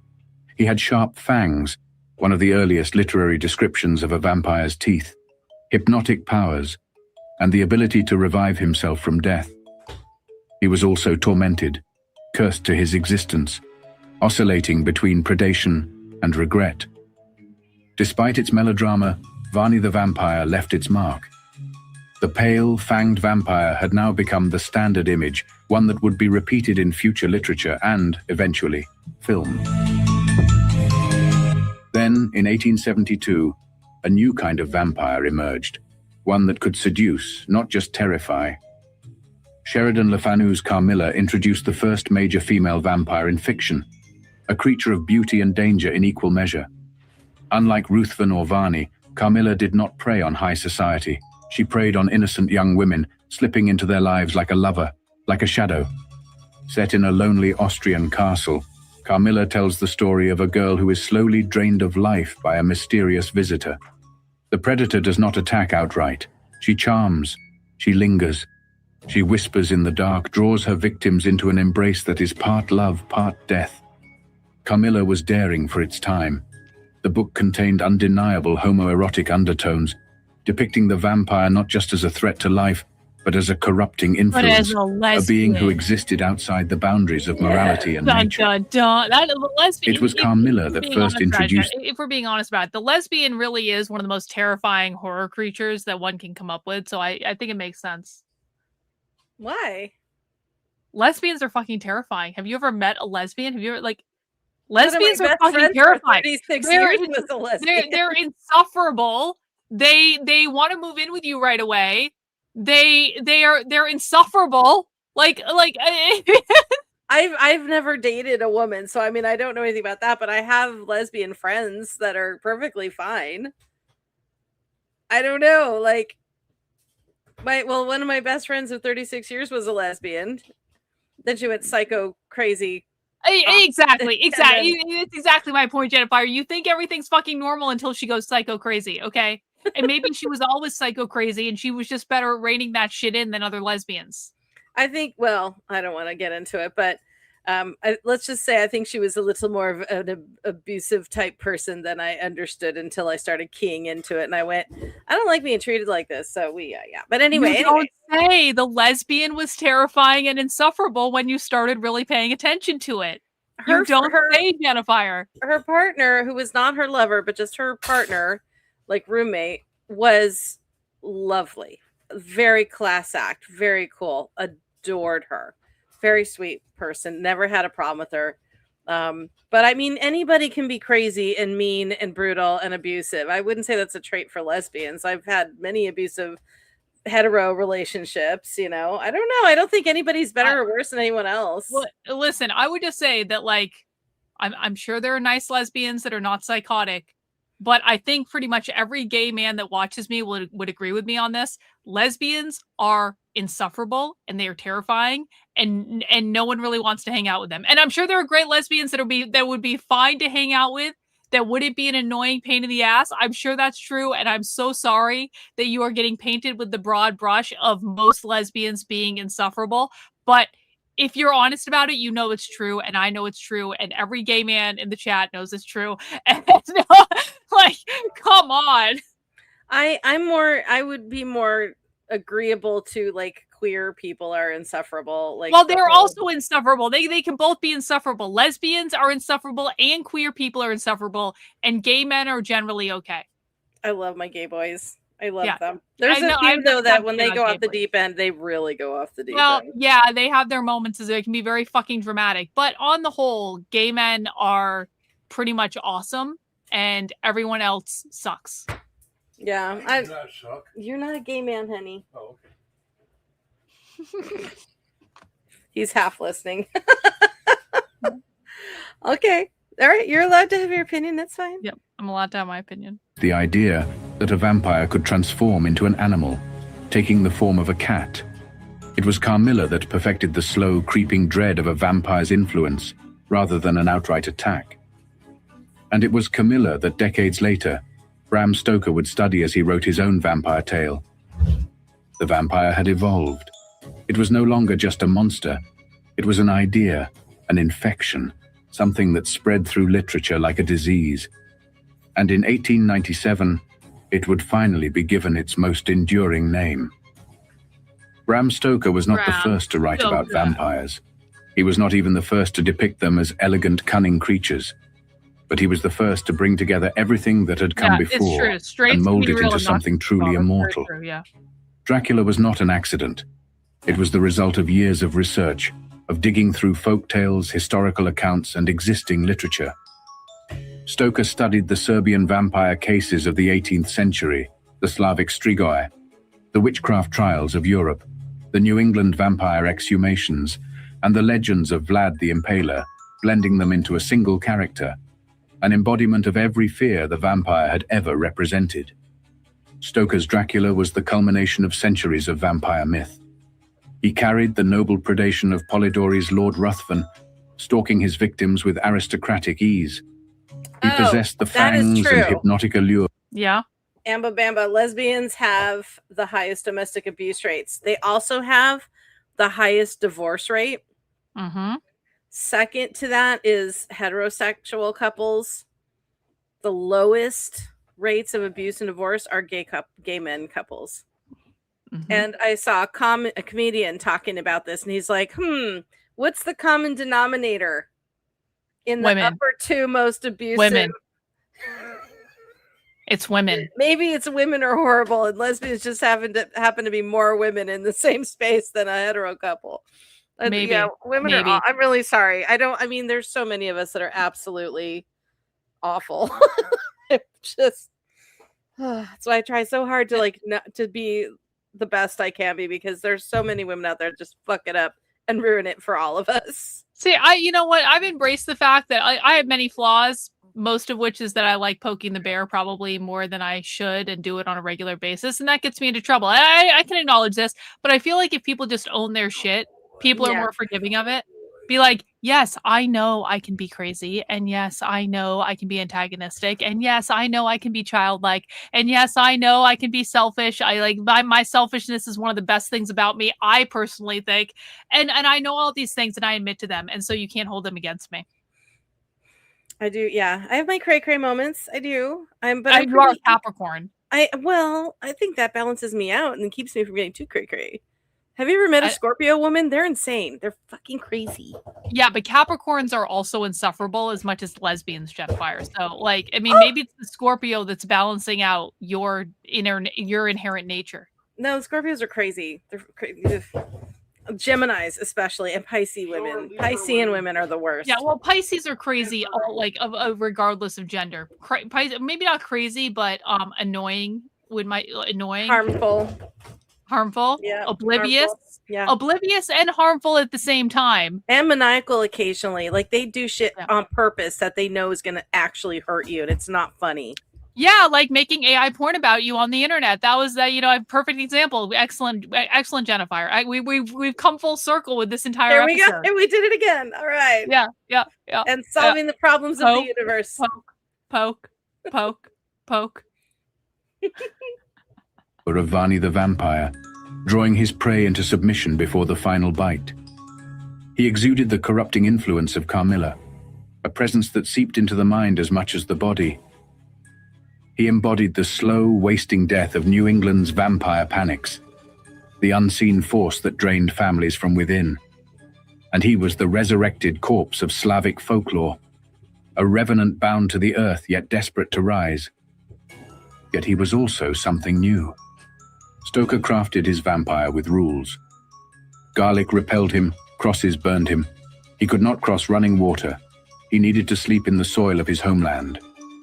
These were drawn from various vampire traditions, cementing them into a single codified legend. Dracula was not simply a vampire, he was all vampires. The novel was not an immediate success upon publication, but in time, it became the definitive vampire story. It was the last step in the vampire's journey from folklore to fiction, from grave to immortality. And from there, the vampire would take on a life of its own. The 20th and 21st centuries did not bury the vampire. They resurrected it, reinvented it, made it something new again and again. From Nosferatu to Bela Lugosi's Dracula, from Anne Rice's Interview with the Vampire to the Twilight series, the vampire has taken many forms. It has been feared, romanticized, turned into metaphor, reclaimed, reimagined. Even today, echoes of the vampire's past remain. In Romania, some villagers still drive stakes through corpses to prevent them from rising. In rural Africa, modern reports of vampire attacks occasionally surface. In pop culture, the vampire still appears as a symbol of the outsider, of disease, of sexuality, of power and corruption. Yet in each of its forms, the vampire carries traces of what it once was. The ancient demon, the medieval revenant, the whispered fear. One thing is clear, the vampire will never die. It has lived in shadow and fire, in parchment and ink, in fear and fascination. It has survived time itself. And as long as humanity fears the night, fears death, fears something waiting beyond the grave, the vampire will endure. It will always return. Watching, waiting, feeding. Oh! The vampire. Dun, dun, dun, dun, dun, dun, dun, dun, dun. I know we have Geminis and Scorpios and all the people and the Pisces in the chat. We're riffing on our own Hey, bad experiences, but there are listen. always exceptions to those rules. So Well, everyone has we love an you. astrological chart that goes beyond your sun sign, okay? It's not like just because one Aries does one thing doesn't mean you do that thing, although you probably fucking do.